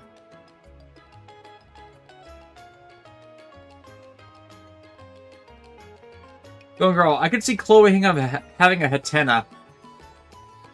Hatena? Oh, yeah, the hat one. Alright, quest completed. Even though, you know, bird Pokemon, because bird companion. He would have a braviary. He would have the symbol of freedom. America.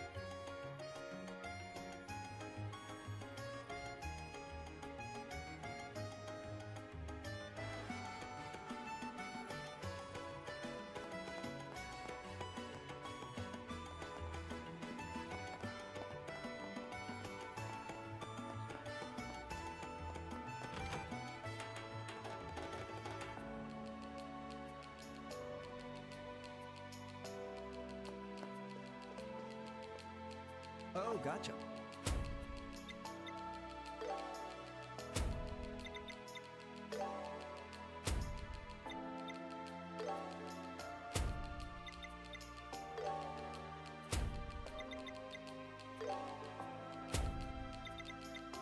Keep it up.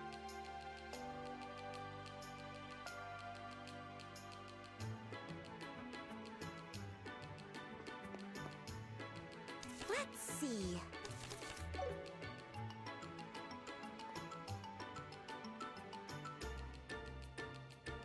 Huh. Face a mighty Decidueye. Catch a Decidueye with the mightiest mark from Black Terror raid battles. Flying Terra type.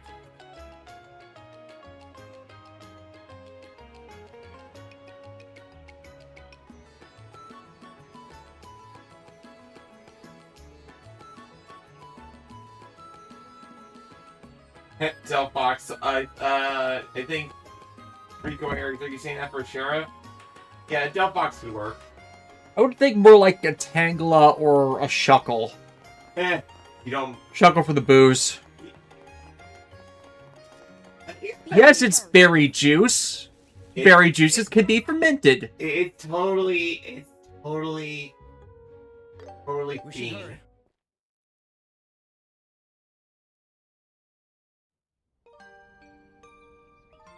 So yeah, that orphanage burnt down.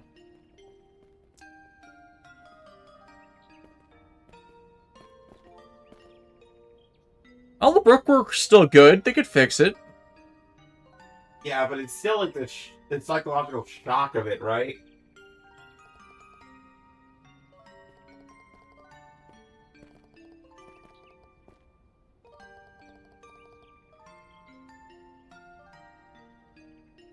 It's like they were just here yesterday.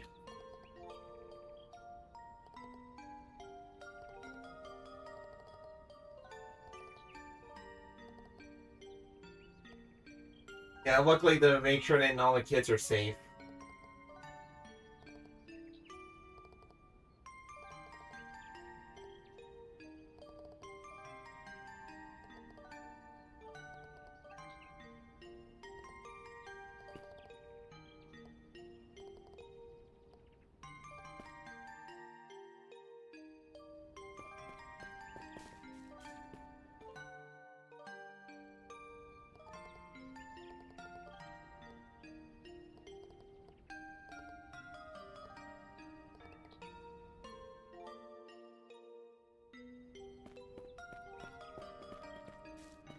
Destroyed before the fire broke out.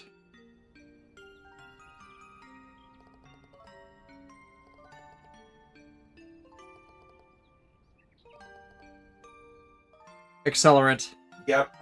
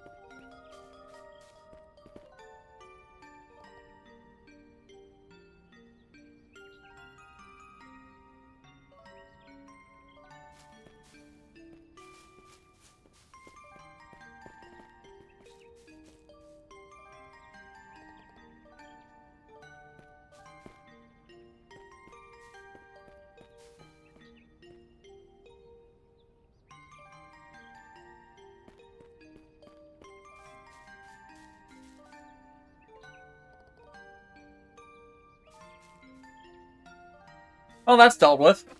They're taking the car Yeah, they're taking the car. because they shouldn't have been leaving it there. Yeah. Like, I did give them the, contact number on that was posted on the for sale sign, just so they could try contacting the owners directly, but...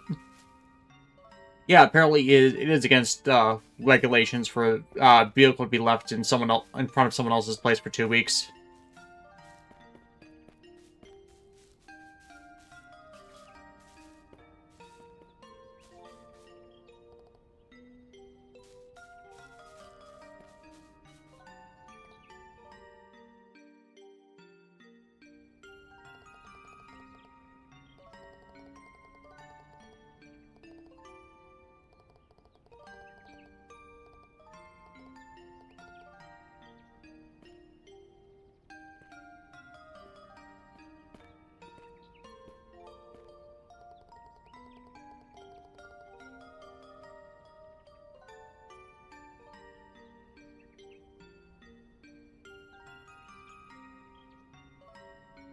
Okay, yeah, vehicles are legally considered abandoned if they're in front of someone else's residence for 72 to 96 hours. It's been significantly longer than that, so yeah.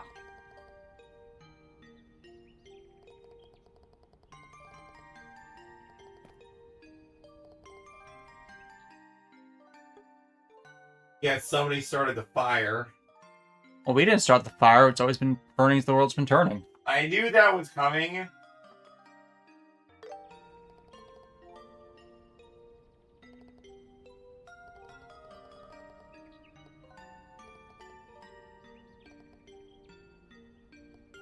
Is that really true?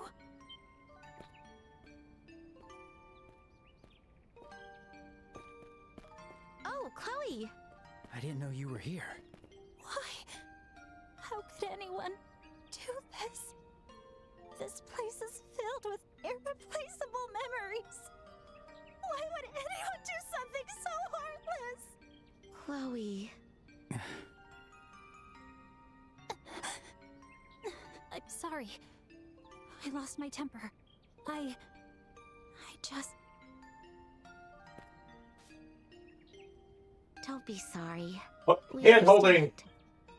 We only visited yesterday, but I still can't believe it. This is outrageous, right? How could anyone do this? Estelle, But at least the matron and the children were all safe. So everything will be okay.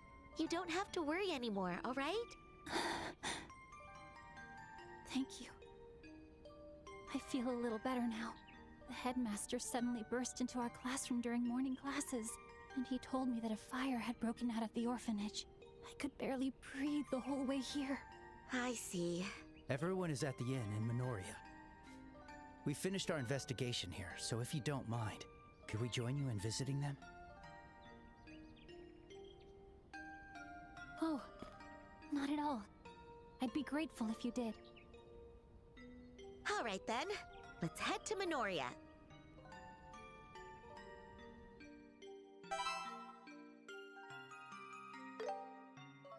The children and the matron must have been terrified. That fire was massive. I'm just glad that they were safe. Don't worry. I know everyone will cheer right up when they see you, Chloe. I'm so glad you two are here.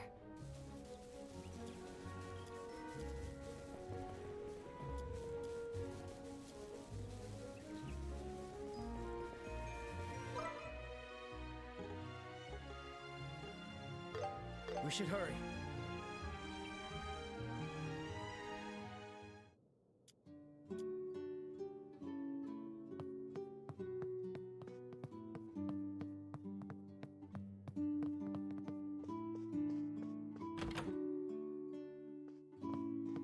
Matron! Everyone! Oh, Chloe! You're here!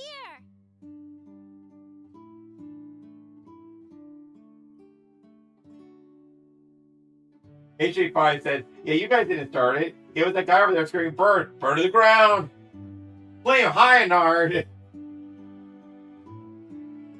Rico Aries. Also, Lloyd would rock a Gallade. Yes. Yes, he would. I'm so glad to see you. And no one's hurt? No, we're all fine. I'm okay too. Thank goodness. I'm so glad. Thank you for coming, my dear. And I see Estelle and Joshua came with you as well. Yes, the owner of the inn reported what happened to the guild. We were investigating the scene, so we stopped by to see you. I see. Thank you for visiting us. Your investigation? You mean the fire, right? Did you figure anything out? Well, How best to say this? Hey everyone, who's hungry? I didn't have breakfast, so I was thinking of getting something to eat in the dining hall. And I thought I might as well treat you all with some sweets. What? Really? I want pudding! But Chloe... come on, Clem. Huh? Quit moping and hurry up. Let's go, Chloe. Yes, yeah.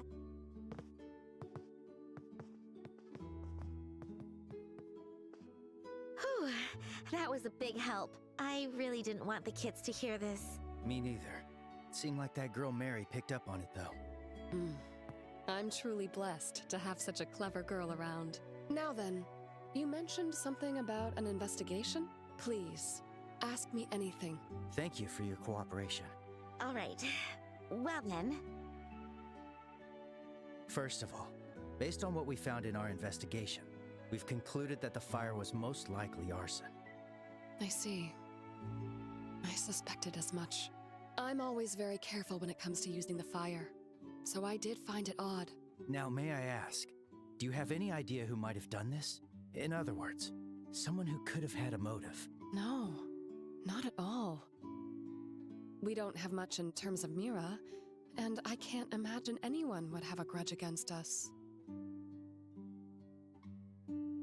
So it wasn't for money or revenge. I truly hope this isn't the case, but we can't rule out that this might have been done for sick amusement. Did you notice anything strange just before or after the incident? For example, a suspicious-looking person lurking around the orphanage? Let me see. No one after you two arrived, and I cannot imagine that gentleman was involved in this either. That gentleman?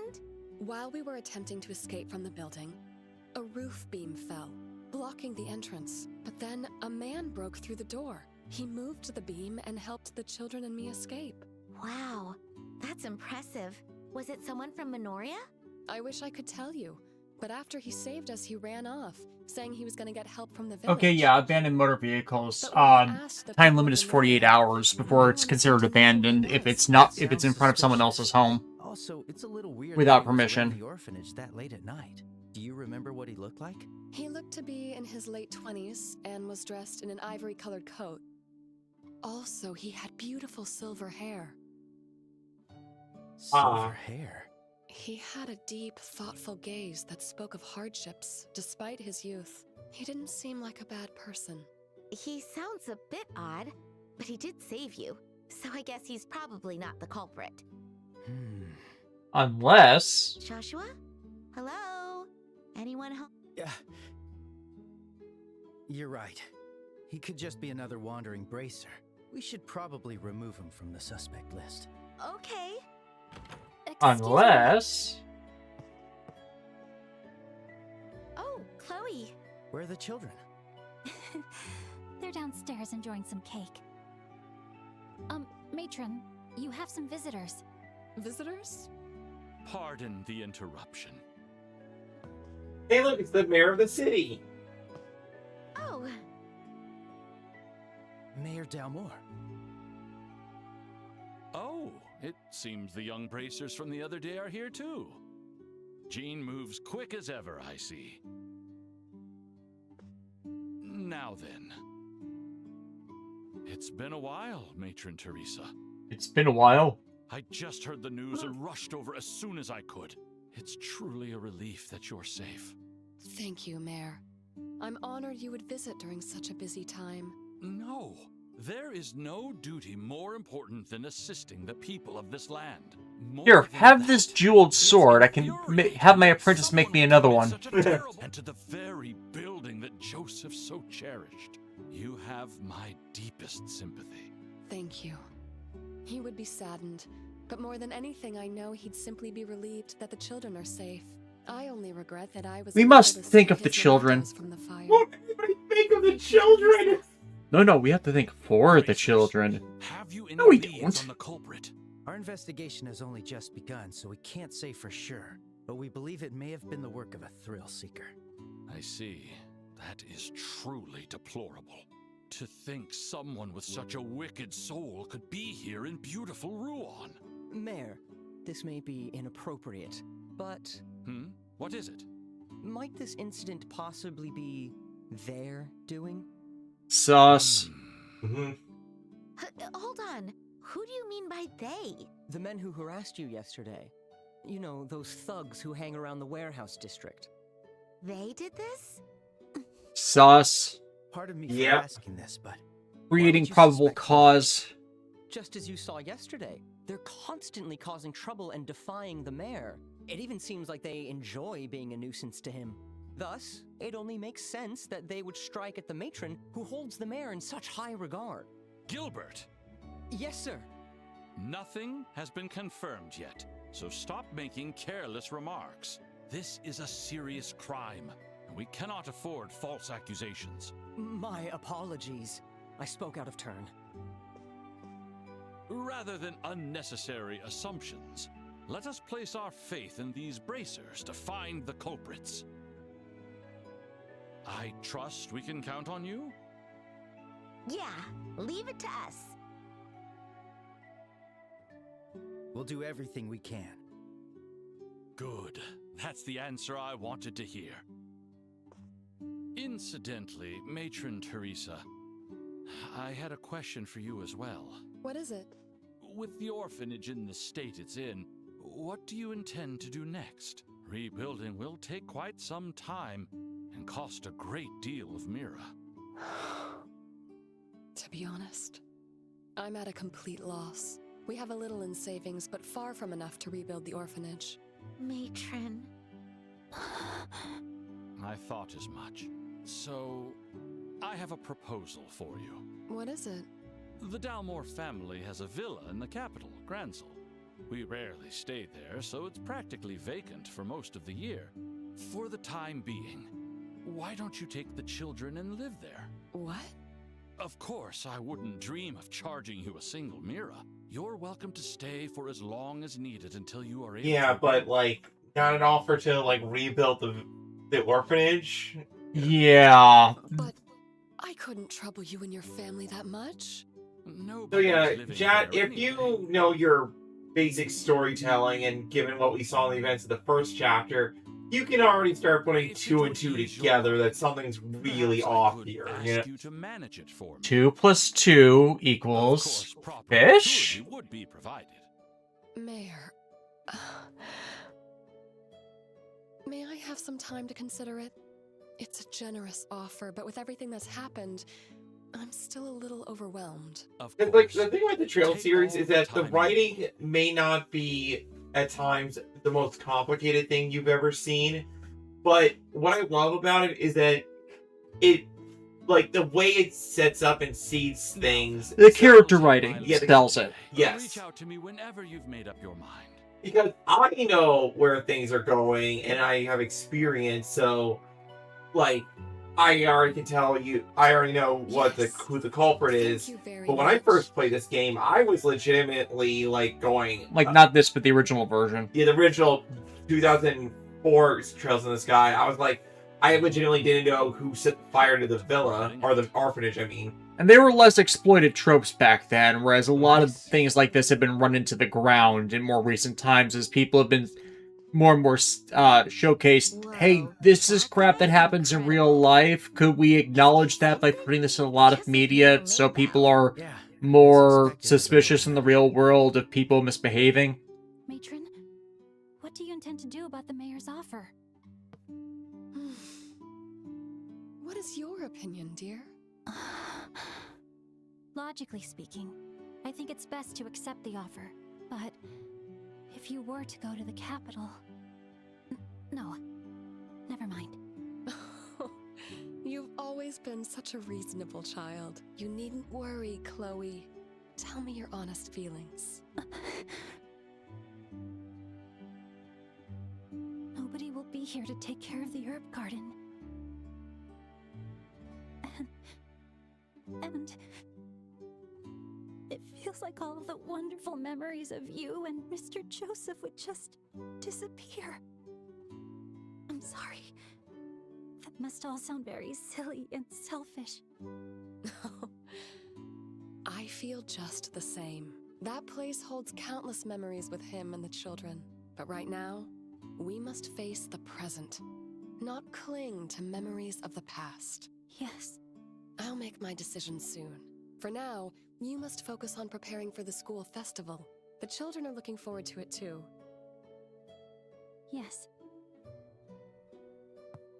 Estelle, Joshua, I apologize for not doing more, but I'll leave the investigation to you. Yes, please, leave it to us. We'll definitely catch whoever did this and make them pay.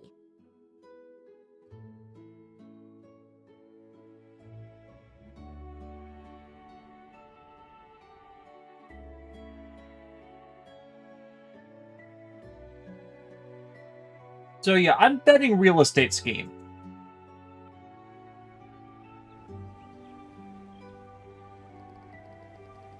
Scooby-Doo.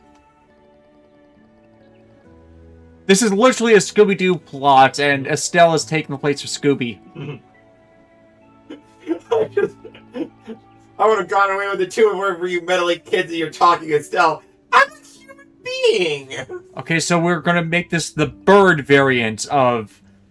Oh, this is the Sylvester Tweety Mysteries. Oh no!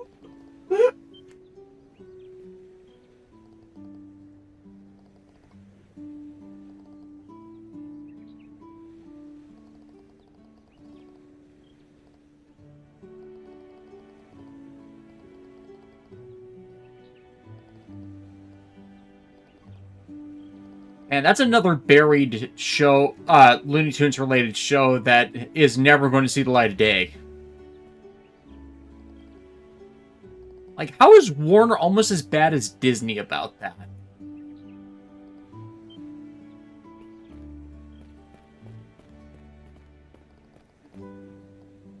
Because, like, at least Looney Tunes saw mass redistribution. Mickey is more known as a mascot than his older cartoons these days. Oh no, that Clem kid, he overheard that one guy saying, what if it was those gang members that did this? And you know what little kids are going to do when they're hot-headed and stupid. Yep.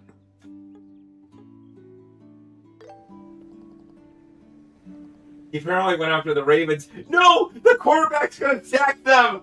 No! We got to save the small child for the football team!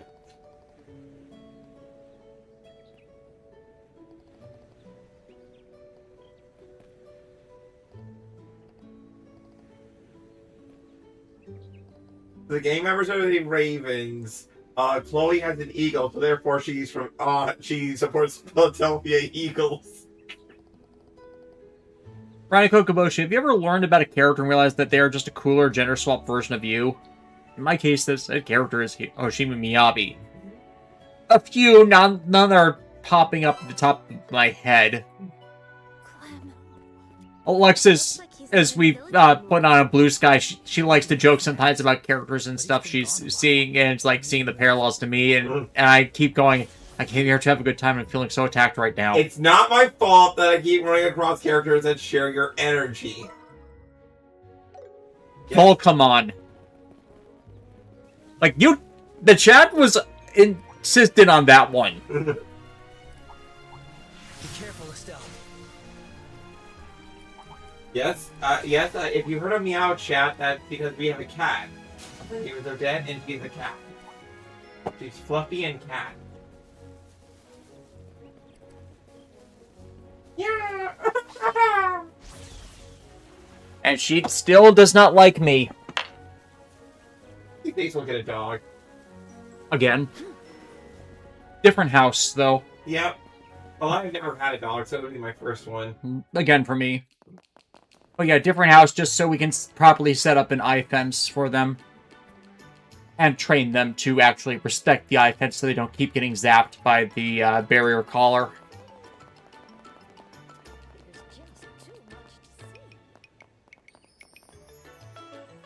It takes a bit to train them for that, but once they know, they know.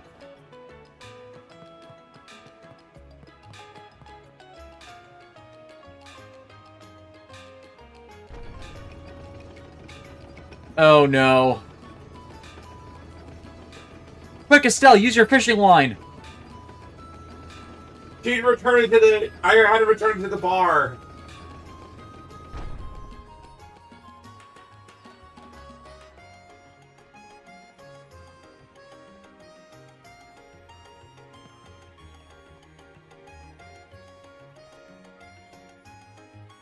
We need a boat.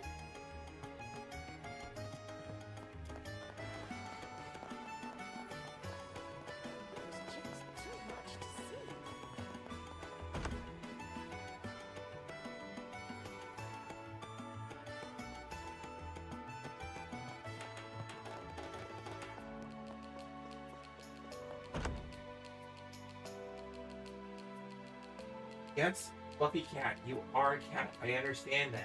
What do you want from me? I'm playing a game with a funny girl with a stick.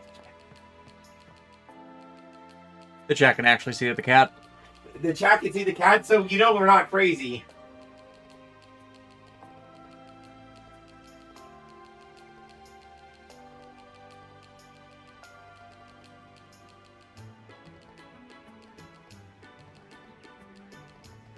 Brian and Kokoboshi, might want to get a bigger boat just in case. Nah, that just causes problems.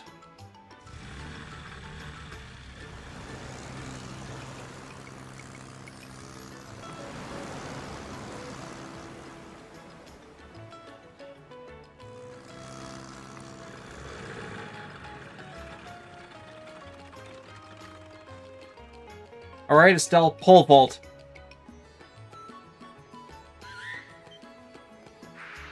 The best birb. Sieg. In the original 2004 game, Sieg would say scree. Either way, he's cute.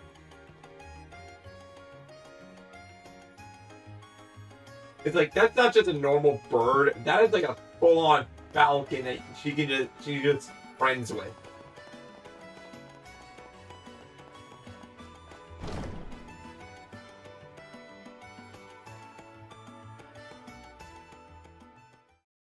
Don't play dumb. I know it was you guys. I'll never forgive you. What's this brat babbling about? Hey, this isn't a place for little punks like you. Go home and drink some milk from your mommy. Ha ha ha! Good one!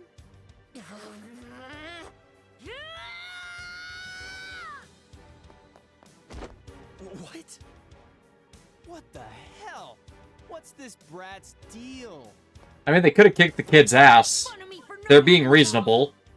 I've got Matron Teresa, and she's like a real mom to me. And you destroyed her precious home. How dare you? How dare you?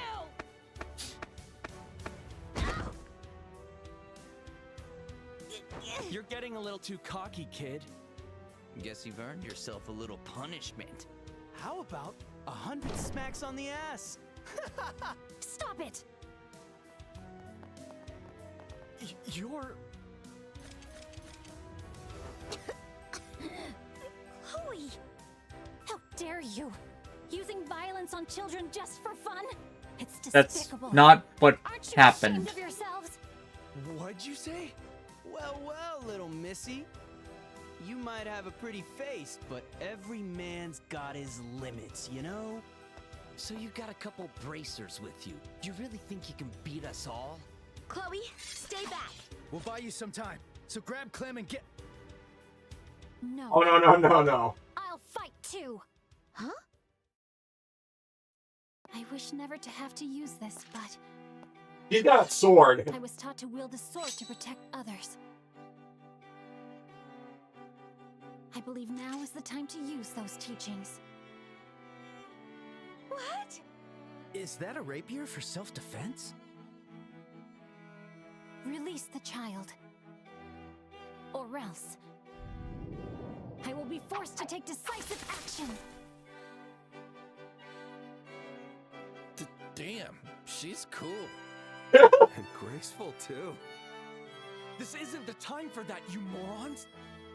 Not often you see this type of multi-classing. Push us around. So yeah, Jack, Let's show them just how Chloe, tough the she is our healer.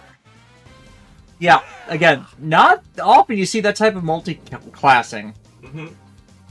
Go Christina V. Yeah. Like, Chloe is definitely not your CQC fighter. She can defend herself for sure, but no. She's all about, like, staying in the back and casting high arcane spells. Her S-Craft... Through the rapier. Clearly. With her S-Craft Lickrites, that's your max party heal. Like, you'll revive from the dead, everybody gets max health, etc. I can take them all. Time to strike. I won't let you. Kron, a rapier for self-defense implies there's a rapier for ultra-violence. There's always a rapier for ultra-violence. I'll be your opponent.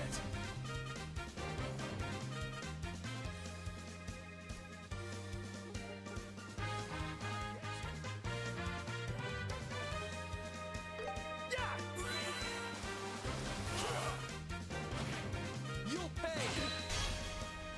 I'll change the tide of battle!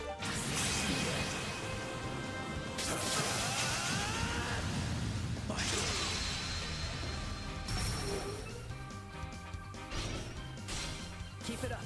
Yes. I'm not done yet. Payback time. The hell are you looking at?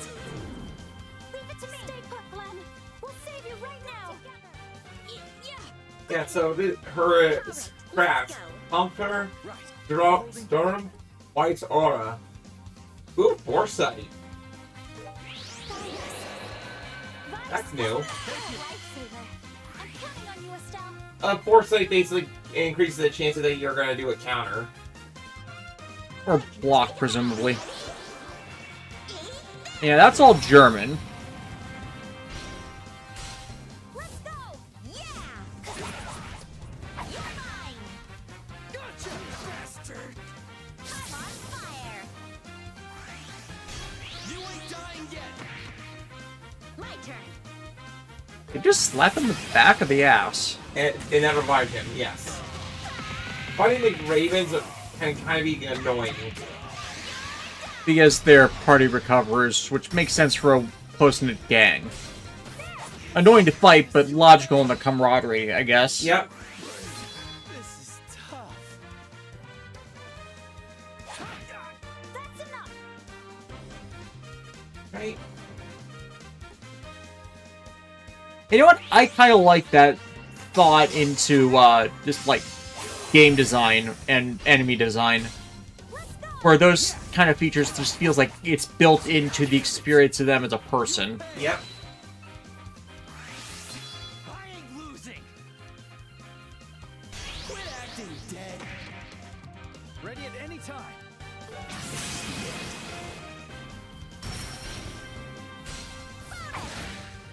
Don't get cocky. Hey, you serious? How? Here goes. Here, light. Heal these hurt wings. Nicht Christ. Thank you. I'm not done yet. Eyes open, idiot.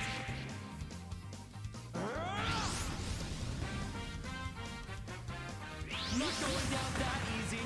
Oh, and also, we get shields now. We get shields now? Yeah, so Chloe's S-Craft, in the original games, it was just, revive and, mass party heal, which was already really powerful. But it looks like here, it also gives you, like, a full, extra guard bar of health. About 1,500, so that could take a good solid hit before, your main health gets hurt. So, like the Final Fantasy 14 barriers I usually do as a Arcanist. Yes. Keep it up. No. Sorry, Scholar, not Arcanist.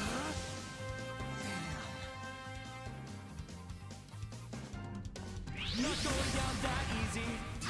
This is the end. Payback time! Bastard. My turn. You needed a longer stick. Prepare yourself! Yeah! Joshua, do it!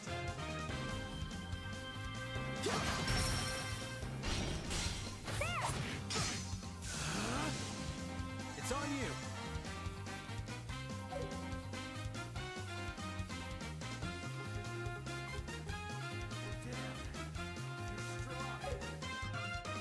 God.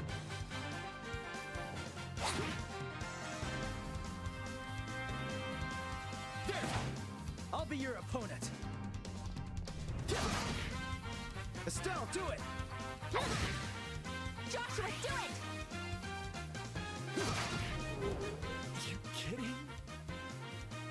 And then we just beat up a bunch of goons. Hired goons?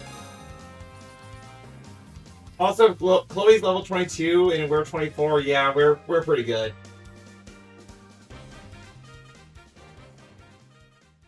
Decently ahead of where the game launched, yeah. Monsters? I get the bracers, but that girl ain't normal either. Chloe! That was awesome! Woohoo! Go, Chloe! You're really good. I can only assume you learned from a master. I've still got a long way to go. I believe there's no point in fighting any longer. I ask you again. Let the child go. You bitch! You think we'll just hand over this brat after you humiliated us like that? Enough. Who's that? Are you with them? Seriously? I know it's been a while, but you've already forgotten my voice, huh? Agate? You? Oh yeah, this guy from earlier. Yeah, What are you doing here? the heavy blade. And wait, do you know these guys? Race. Yes, sir? What the hell are you morons doing? Harassing girls? Beating up kids? You really have time to be loafing around like that? Shut up! You're the one who ran off, so you can't just barge in. Ooh! What was Ooh. that? He's gonna feel that intro in this guy's second chapter. Here, look! I'll let the kid go. Chloe! Oh, thank goodness. You're safe now, all right? Should have just done that from the start. Seriously, you're as rough as ever. And actually, what's up with you arriving just in the nick of time? I heard the news from Gene. He said some rookies I knew were investigating an arson. Now then. Hey kid, What? you've got guts to charge in here alone. I'll give you that. But you took things a bit too far this time. Try not to make your mom worry too much, all right? Huh? Clem! Yeah, Agate is not a bad guy. He's just Gruff. rough. How did you know we were here? The branch officer at the guild told me the situation and kindly guided me here. Oh, Clem, what were you thinking? I'm not gonna say sorry this time. I'm gonna catch whoever set that fire with my bare hands. Clem! Matron Teresa, please don't scold him. No, No, I keep have scolding no him. intention of scolding him. Listen to Aw. me, Clem. I understand how you feel. That home where we all lived together was precious to me too. However, even if you get your revenge on whoever did this, it won't bring our home back. So as long as all of you are safe, that is all I could ever ask for. I don't wish for anything more. So please, no more dangerous stunts. Matron. You don't want to make your mom upset.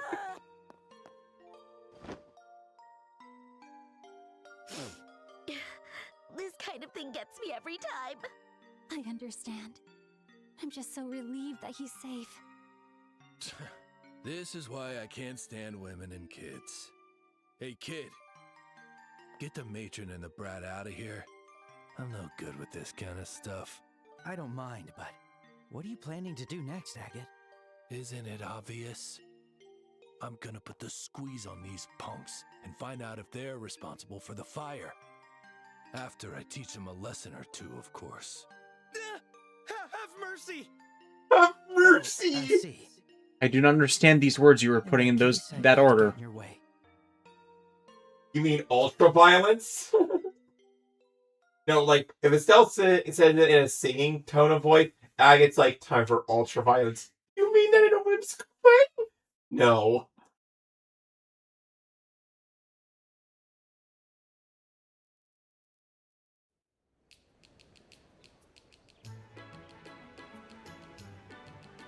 Thank you so much for everything. I don't know how I could No, ever even repay better. you. Yes. Yeah. I'm whimsical. No need to thank us. It's part of our job after all.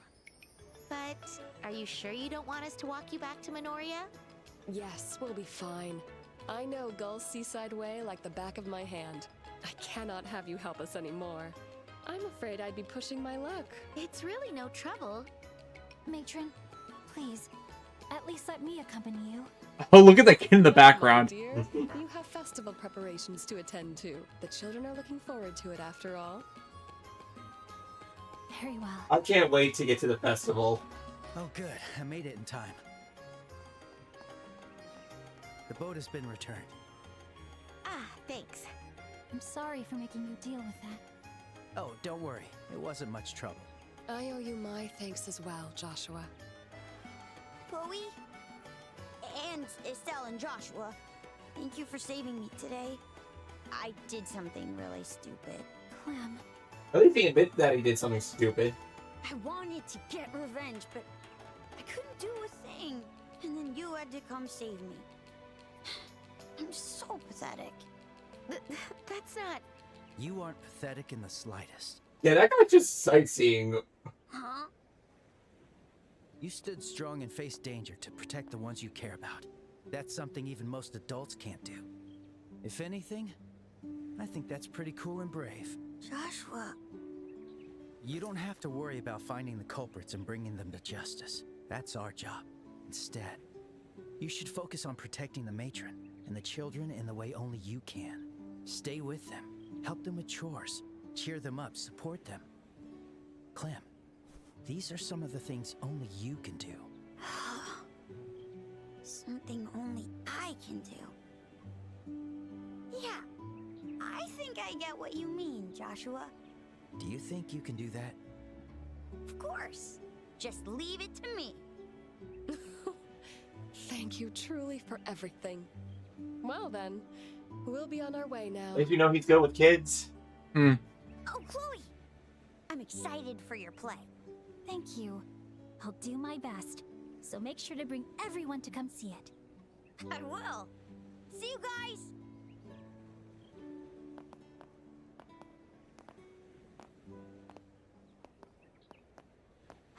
Thank goodness. He's back to his energetic self.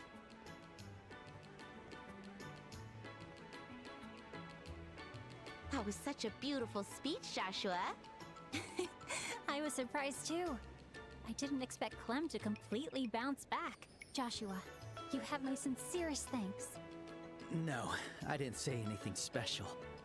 Protecting those you hold dear, huh? Anyway, I'm just glad he's safe. Thank you for your help, Chloe. Oh, no. I should be the one thanking you. Oh, that reminds me. I wonder how the interrogation of those men at the warehouse is going. The red-haired guy All you did hear say is something cries about of putting the of squeeze terror. on them. I wonder if he's done already. For now, why don't we head back to the guild? Would you like to come with us, Chloe? Yes. I want to know the truth of the matter as well. Just who could have started that fire? All right then, let's go. So yeah, Chloe's in the party. Yay! Give her new equipment. That's right.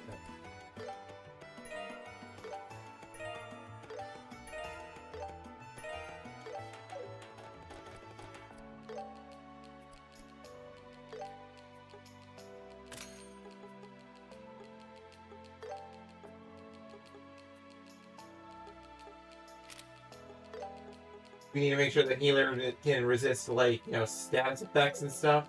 Yep. Well, that's only 30%, but still, it's better. Improved resistance still works. Rico Aries, a Wilhelm Street. The scream could be heard from the warehouse. Warehouse. Mommy.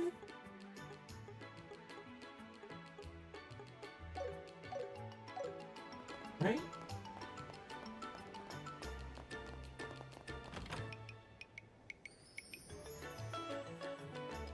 Take your time to look around. They all look so good. Take your time to choose.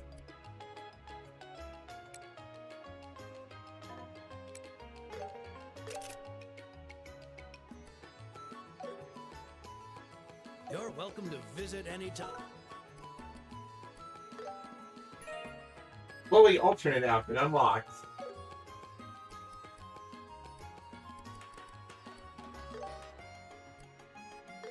And now we see the costume silliness. Oh, that's not cute. That's actually kind of cute. I don't feel like it goes well with her hair. Yeah, same here.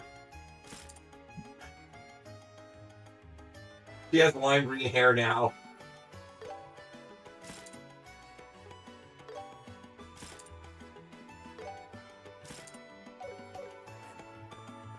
Pretty sure. Ooh, new stuff. New stew. They all look nice. Take your time to choose. Yes, please.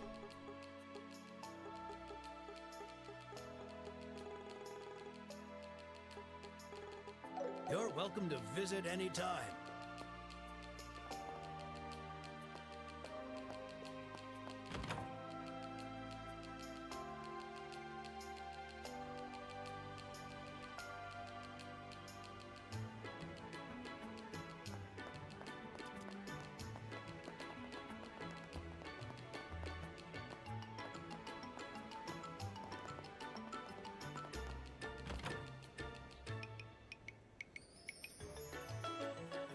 Yeah, I really like Chloe.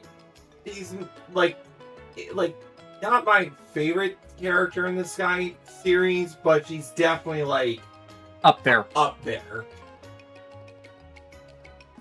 Like, unfortunately, what's gonna start happening with the Trail series is, as you go in, is that you start finding characters where you're like, oh, I love this person, but I love this person too. Oh no, I love all these characters. Ah, how do I choose?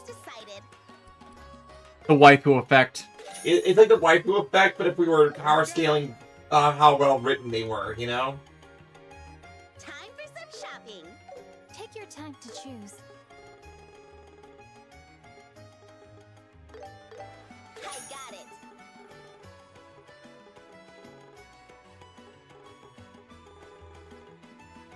Come again.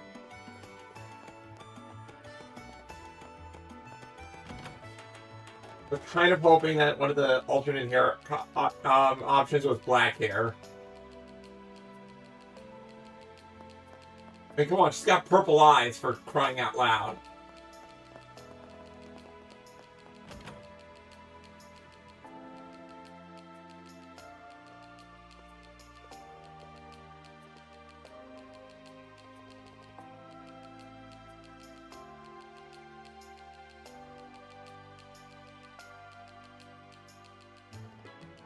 Alright, since we started late, how long are we going for? We can go for 3.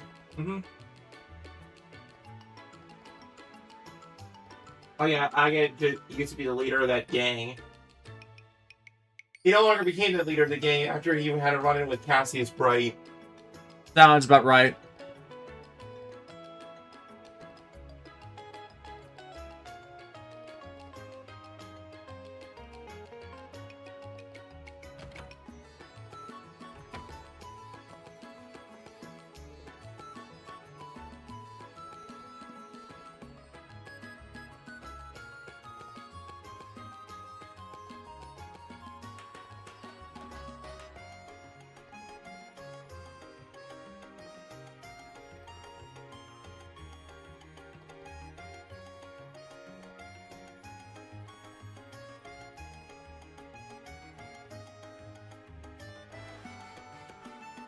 Yeah, he's gonna take over the investigation.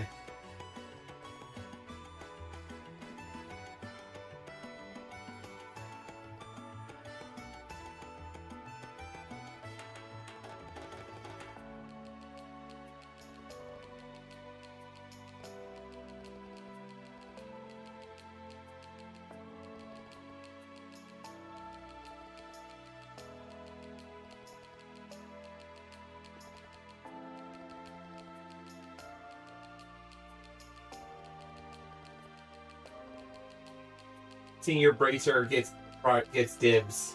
Meh. Unfortunately, Agate, it's saying it in the wrong way, but in terms of like danger level, if we're talking about juniors investigating stuff, we're talking about somebody who's willing to burn down a building. That's kind of like a slight jump in danger. You know what I mean? Mm-hmm.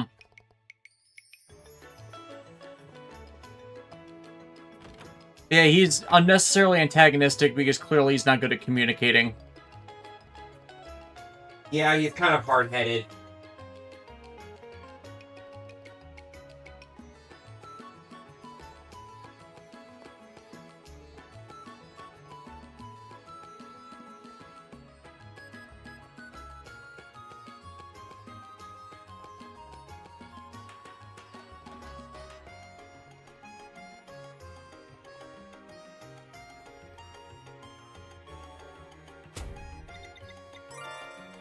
Rank up! Congrats.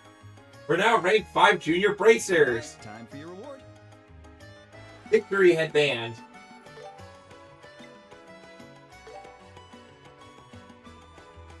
Is it from Mars? If only, but it increases our CP gain in battle, so anything that lets us spam our super moves, faster. Mm-hmm.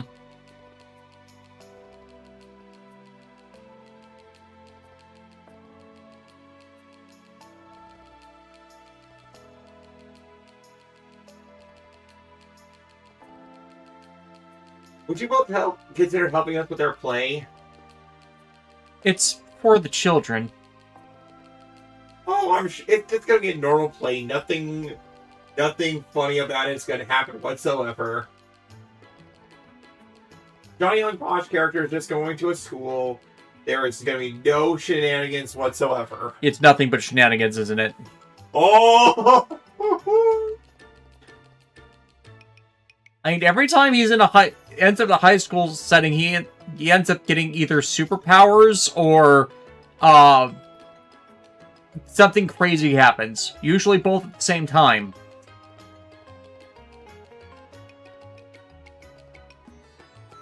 Let's see, there's Power Rangers, there's Bleach, there's Persona, there's Code Geass.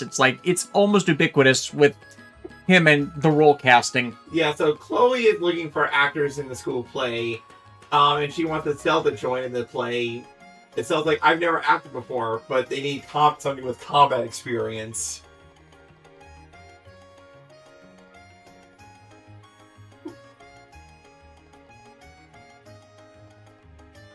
But what is the other one like? Well, rather not say myself. Why not? It's a little embarrassing. Is he getting put in a dress? He's getting put in a dress. If I had a nickel for every time Johnny Young Bosch has played a character that ends up cross-dressing for something, I would have multiple nickels. It's not a lot, but it's weird it's happened multiple times. Oh, but here's the thing. They're basically, Joshua's ending up in a dress, Estelle is gonna dress up as a dashing knight. Irony. So they're deliberately inverting the role casting. Yes.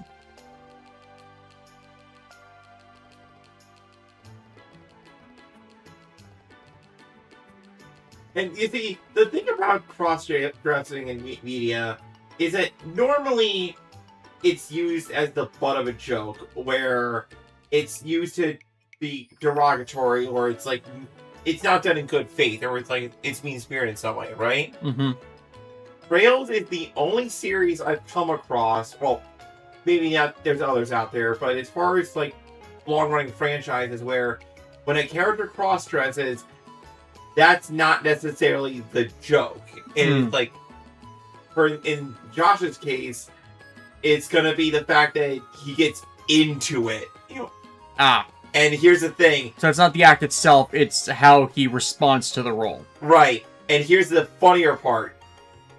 There are multiple official artworks of Joshua in a dress. Like, that is... So it's not just a thing that happened once and everybody forgot about it. No.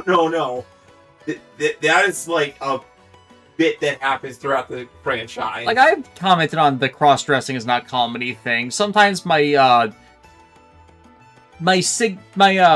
morals have been misplaced on it a bit. Like, when it comes to, like, people who are role-playing women in games when they're men, and it's like, it's them trying to do this other thing, and it's like, you know, did you just assume my gender thing? And it's like, it's something they don't foreshadow before that, so it feels more like it's jokey at the concept of men pretending to be women, and the pretending to be not transgender sense. Please don't do that. You're making me embarrassed. It's like, it confuses the issue when it shouldn't. Yeah, like, what I'm getting at is that, like, I'm saying this as a trans woman. As far as the cross-dressing I've seen in the Trail series, I think it's done in good taste, and it does get, like, chuckles out of me. Mm-hmm. Because it's character-based, not, like, haha, look at this person in a dress face, you know? Yeah. Like, what, then you might be wondering, okay, Lexi, what's a bad example of that joke? That one bit scene from Tokyucher, if you know what I'm talking about. Yeah. It's like, again, sometimes someone's perspective on that can be skewed by personal experience or just the time in which the event occurred.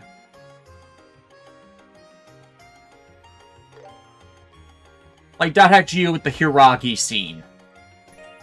Like, that can technically read differently depending on how you interpret it, but due to just, like, trends, that can come off the wrong way.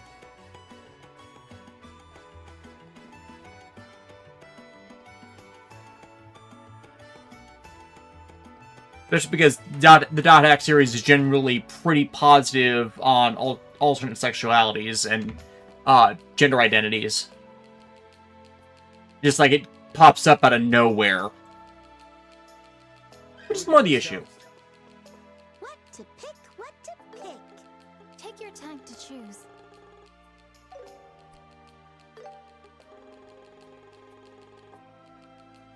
Choose the form of the destructor.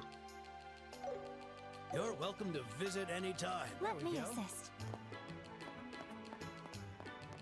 But yeah, quick little trade quest.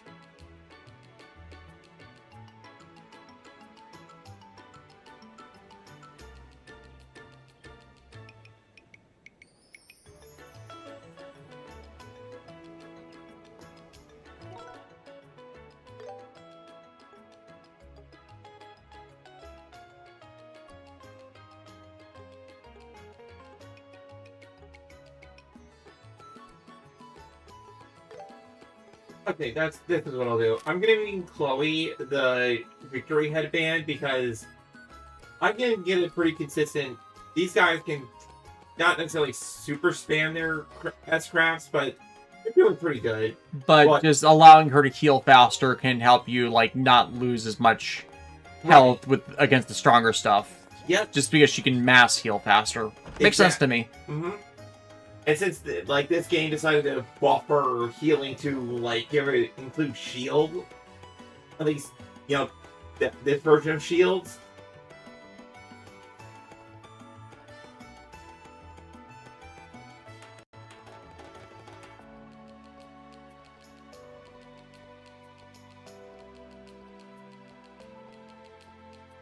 Who is it, that bartender?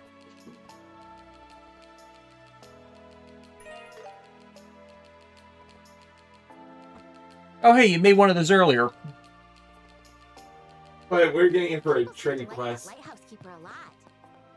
We should remember the salty anchovies, just in case. Unfortunately, they were eaten by Fry.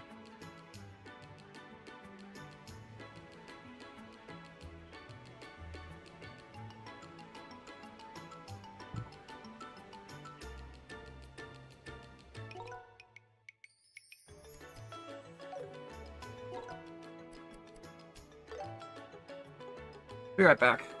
Okay.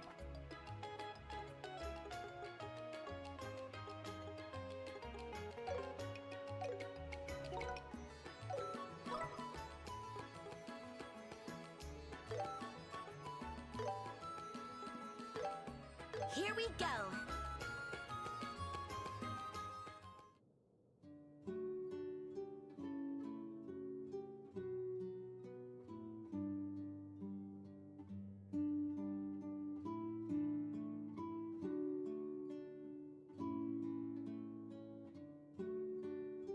Welcome. Are there any bargains? Take your time to choose.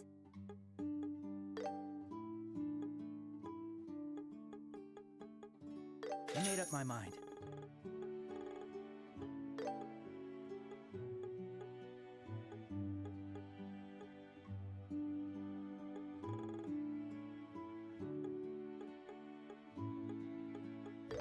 I pick you. I made up my mind.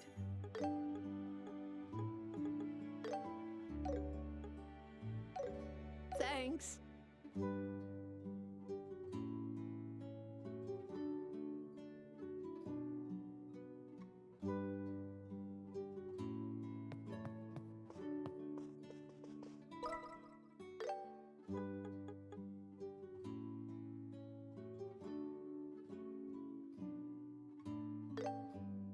Let's go.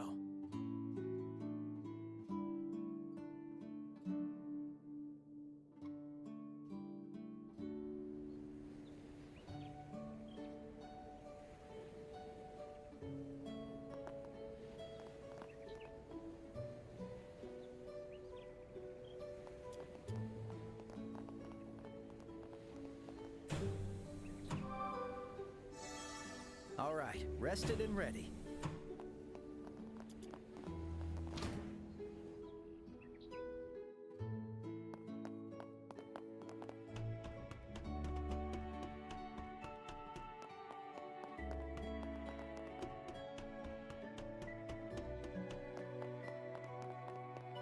Lighthouse keepers are a fascinating occupation.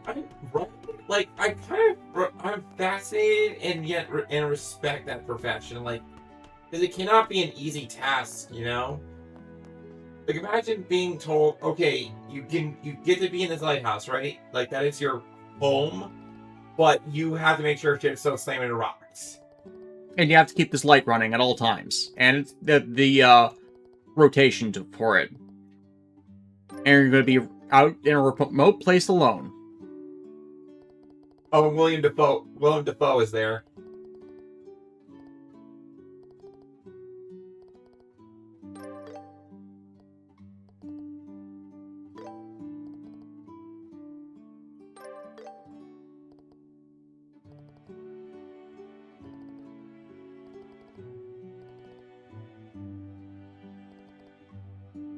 They used to call me Sideshow Bob.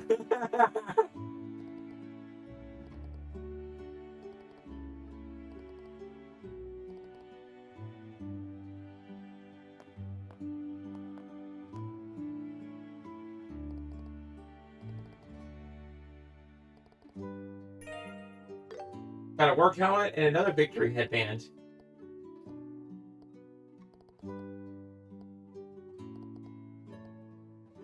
Whoa!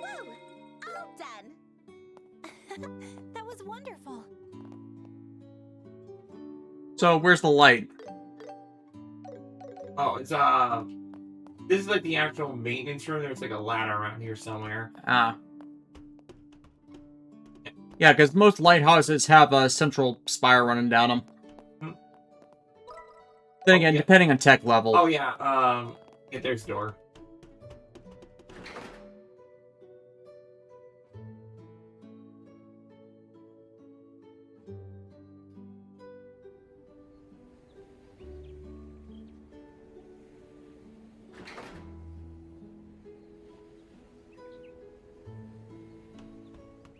Yep, the light's up there.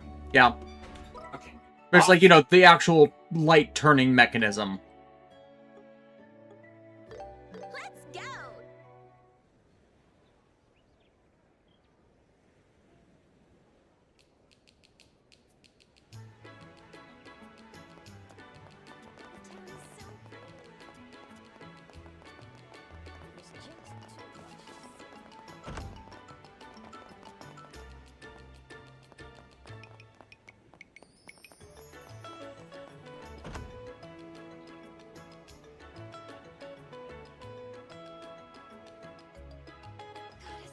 So I think I have the potential to close a quest right here and now.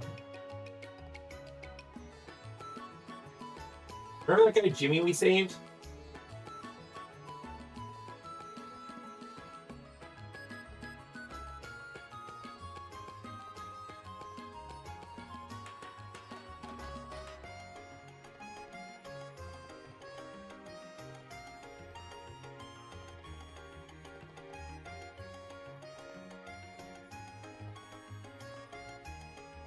I always like that pirate sash look. Mm-hmm. Oh, that? Yeah. Yeah.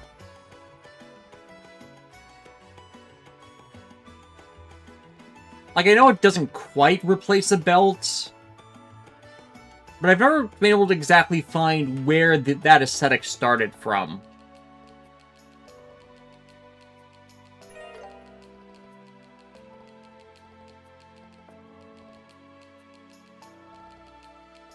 Oh yeah, so remember all that exploring I did a stream or so back? Like... Oh, yeah, all the boxes. Yeah, and I found some daggers and a treasure thingy. Yeah, that exploration actually paid off. Neat. So yeah, like, I would basically... I forgot about this, but like, I love it when when games can reward you for exploring early on, and then it's like... The thing is, you do a quest later... Oh, here's that thing you were looking for, so I don't have to backtrack anywhere. Yeah, that is appreciated when it happens. I think we've run into that a few times in more recent games.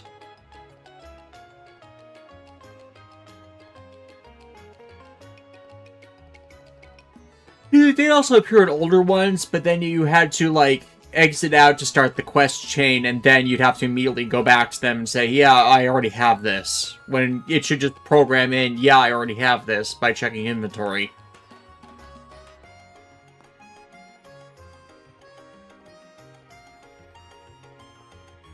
If I remember correctly, in older days, it was just one of those cases of they didn't expect people to grab these things out of planned order for the quest line. But then people started doing it, so they started figuring out how to plan for that.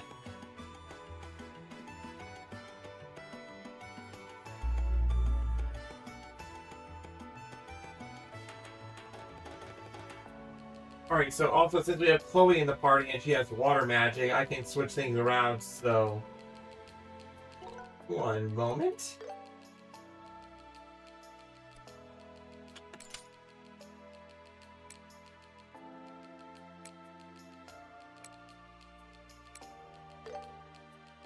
Gonna be a rainy hurricane.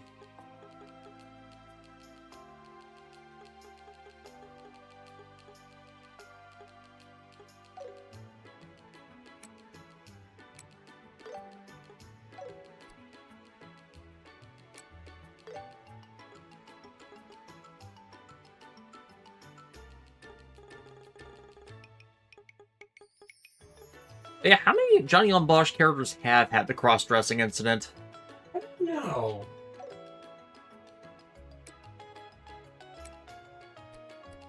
Because happened in Persona, happened in Code Geass. I didn't watch the Bleach anime enough to know if they did something with that way. That seems like something that Ichigo would punch somebody in the stratosphere for, is the gag bit. Oh my gosh. I just gave Chloe the strongest earth spell. Nice. Titanic Roar. And we're not even in the late game. Oh. Well, no one will mess with the white mage. Yeah, you don't mess with the white mage.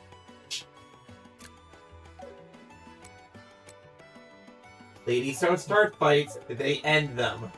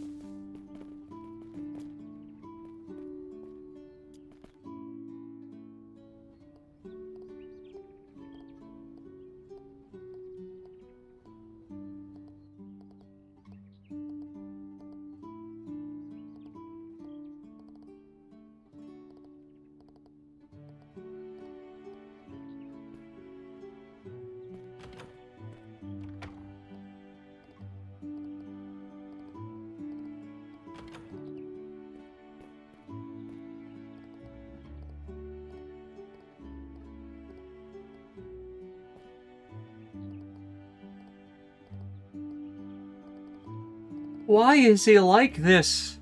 Yeah, it's crazy old Uncle Man just ran off into the dangerous trail by himself just because he couldn't wait for a little bit. Let's begin. Let me The daybreak has come. Let's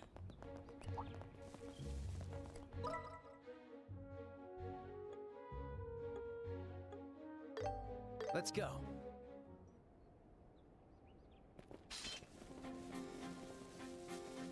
Thank you, fast travel. Because in the old games, you would have to walk all the way back here. This guy means business. I'm game.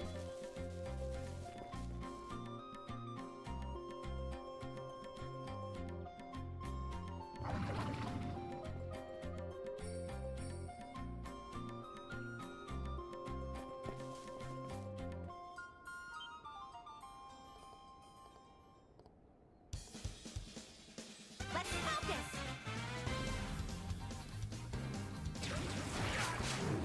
Healing! Thank you. Leave it to me.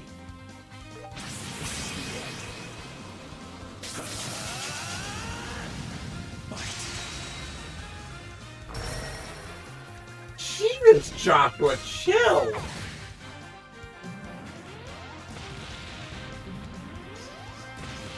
And you figure the less he chills, the faster they die. True, but man, this...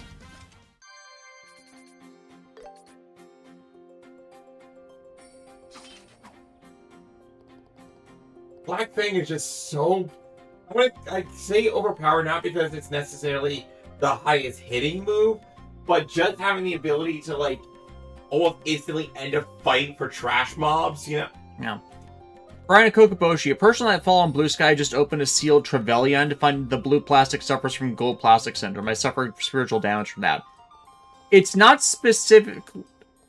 I don't remember if the blue plastic was metallic in that, but it's specifically metallic plastic syndrome that causes the older stuff to just to crumble into a fine powder, because the metallic additive they put in the plastic causes the plastic to not bond properly to each other, so it decomposes over time. Not all plastic that fails, like if you have a shear break that's not metallic plastic syndrome, it has to explicitly, like, be crushable and crumble to pieces. Bandai stuff less suffered from that than other makers like Bandai, but it's like the Geki Rin Lion model kit explicitly does suffer from gold plastic syndrome because its gold pieces just crumble. Again, it's not any plastic break that is a subject of metallic plastic syndrome. Whee! Clear plastic is also something that suffers from that just because it decomposes as well in its make due to the types of resins that are needed to make it clear. So yeah, if you have the option for a clear type model kit, don't. Just don't. What are you saying? Of course they do. Roots and mushrooms can go for thousands on Mira. Some are used for medicine, too. The rarer they are, the more valuable they become. Man, that's pretty amazing. Yeah, it's unfortunate that happens to them with just buying something like that. It's the danger of collecting vintage toys that sometimes that stuff like that is going to happen.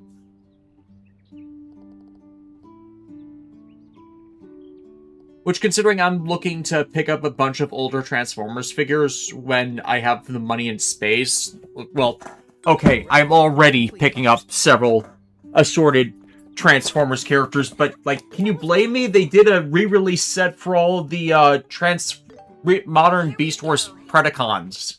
Yes. Yes. Yes. Because it's Beast Wars anniversary year, and short of Transformers Prime, it is the best Transformers series. Just like across the board. Like, G1 has some higher hitting episodes than Beast Wars, but on the average, it is still lower.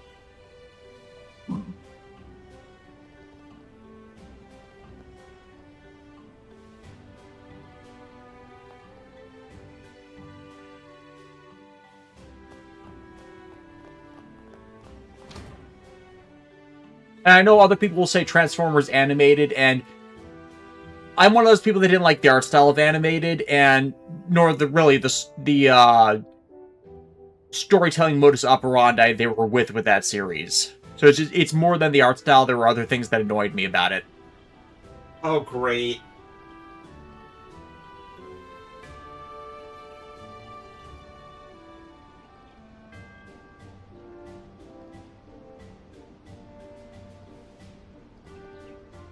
Okay, I see where this is going. He was originally supposed to stay with the mayor. The mayor is connected to that burning plot.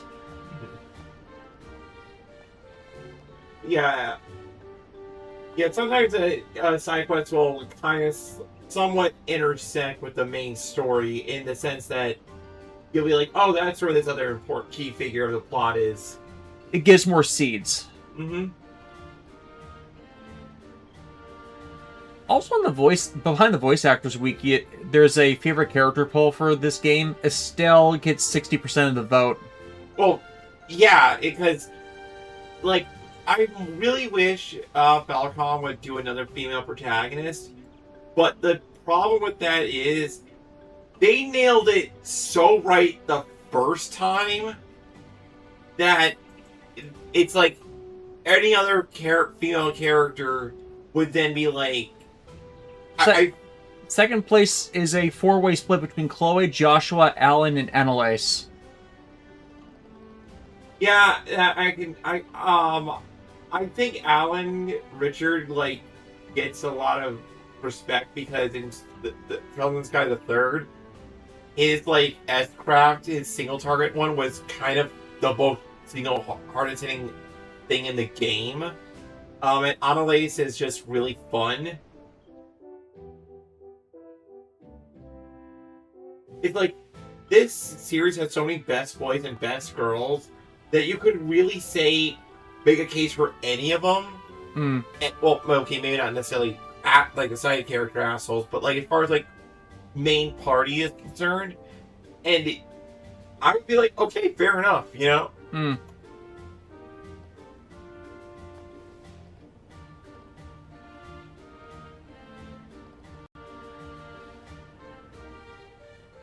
Missing piece. A change of heart is needed. Call the Phantom Thieves. Unfortunately, not every person is actually distorted. You say Phantom Thief, and there's a side quest that's going to involve a Phantom Thief. Of course.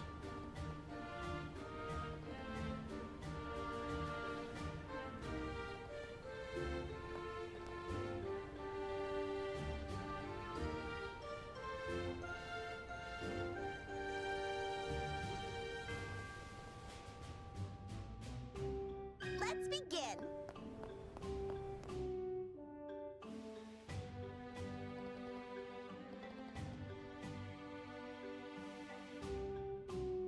If we reserve all the lodgings in the cafeteria, it'll greatly inconvenience the other guests.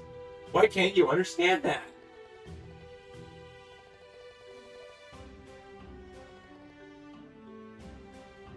Yeah, he's being that asshole customer. Mm-hmm.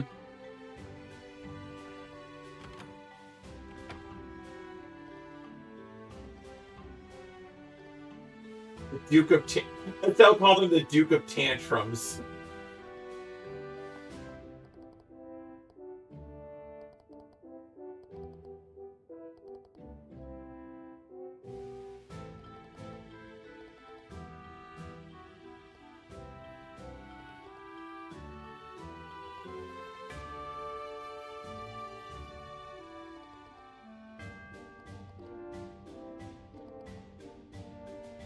Alright, Estelle, you have to negotiate with an asshole.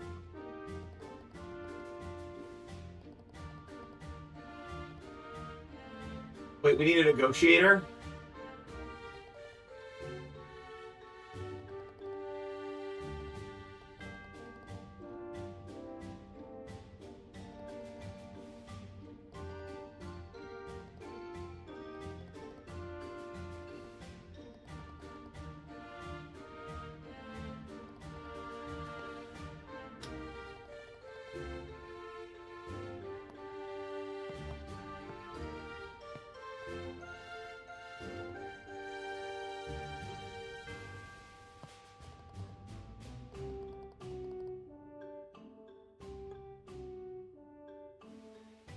Your Grace, we have come for you.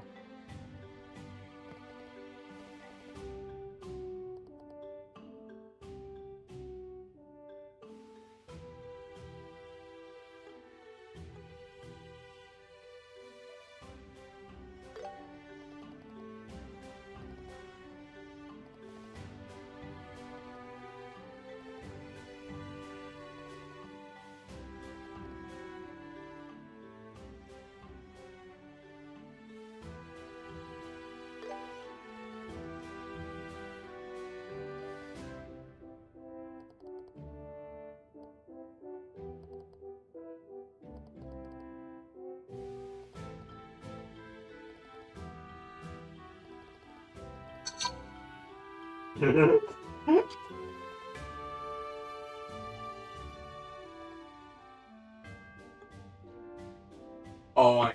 Ah! By your feet! By your feet, Your Excellency! There's a huge roach.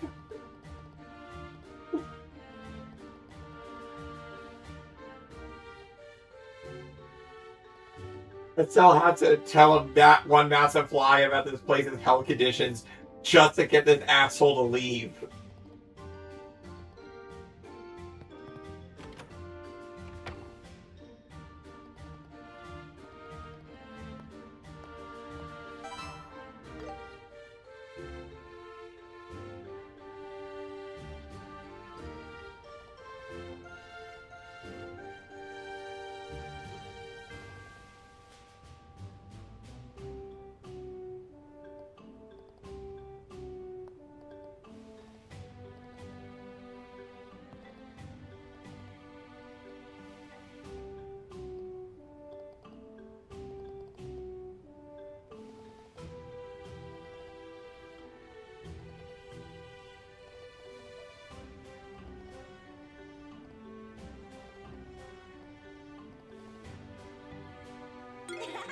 Perfect!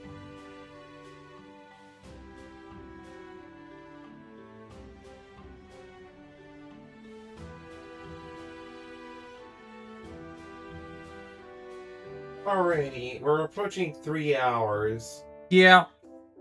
Okay, so I'm gonna head back to the city and then we'll save and call it because I only have like one more side quest to do. Mm-hmm. And then we can progress the main story. Go. By the way, Des, did Alexis tell you about how I was at ground zero of that graduation speech? The AI one? Yeah, she did. Like, Zara, you had to be there for that.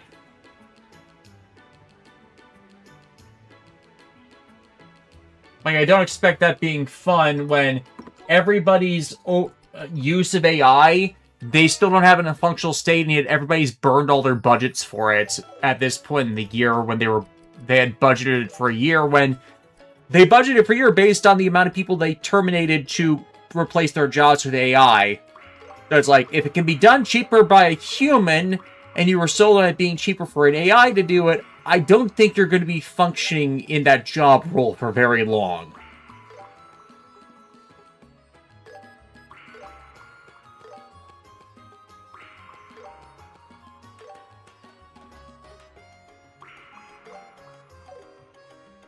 Alright, so we'll save and call it here. Yep.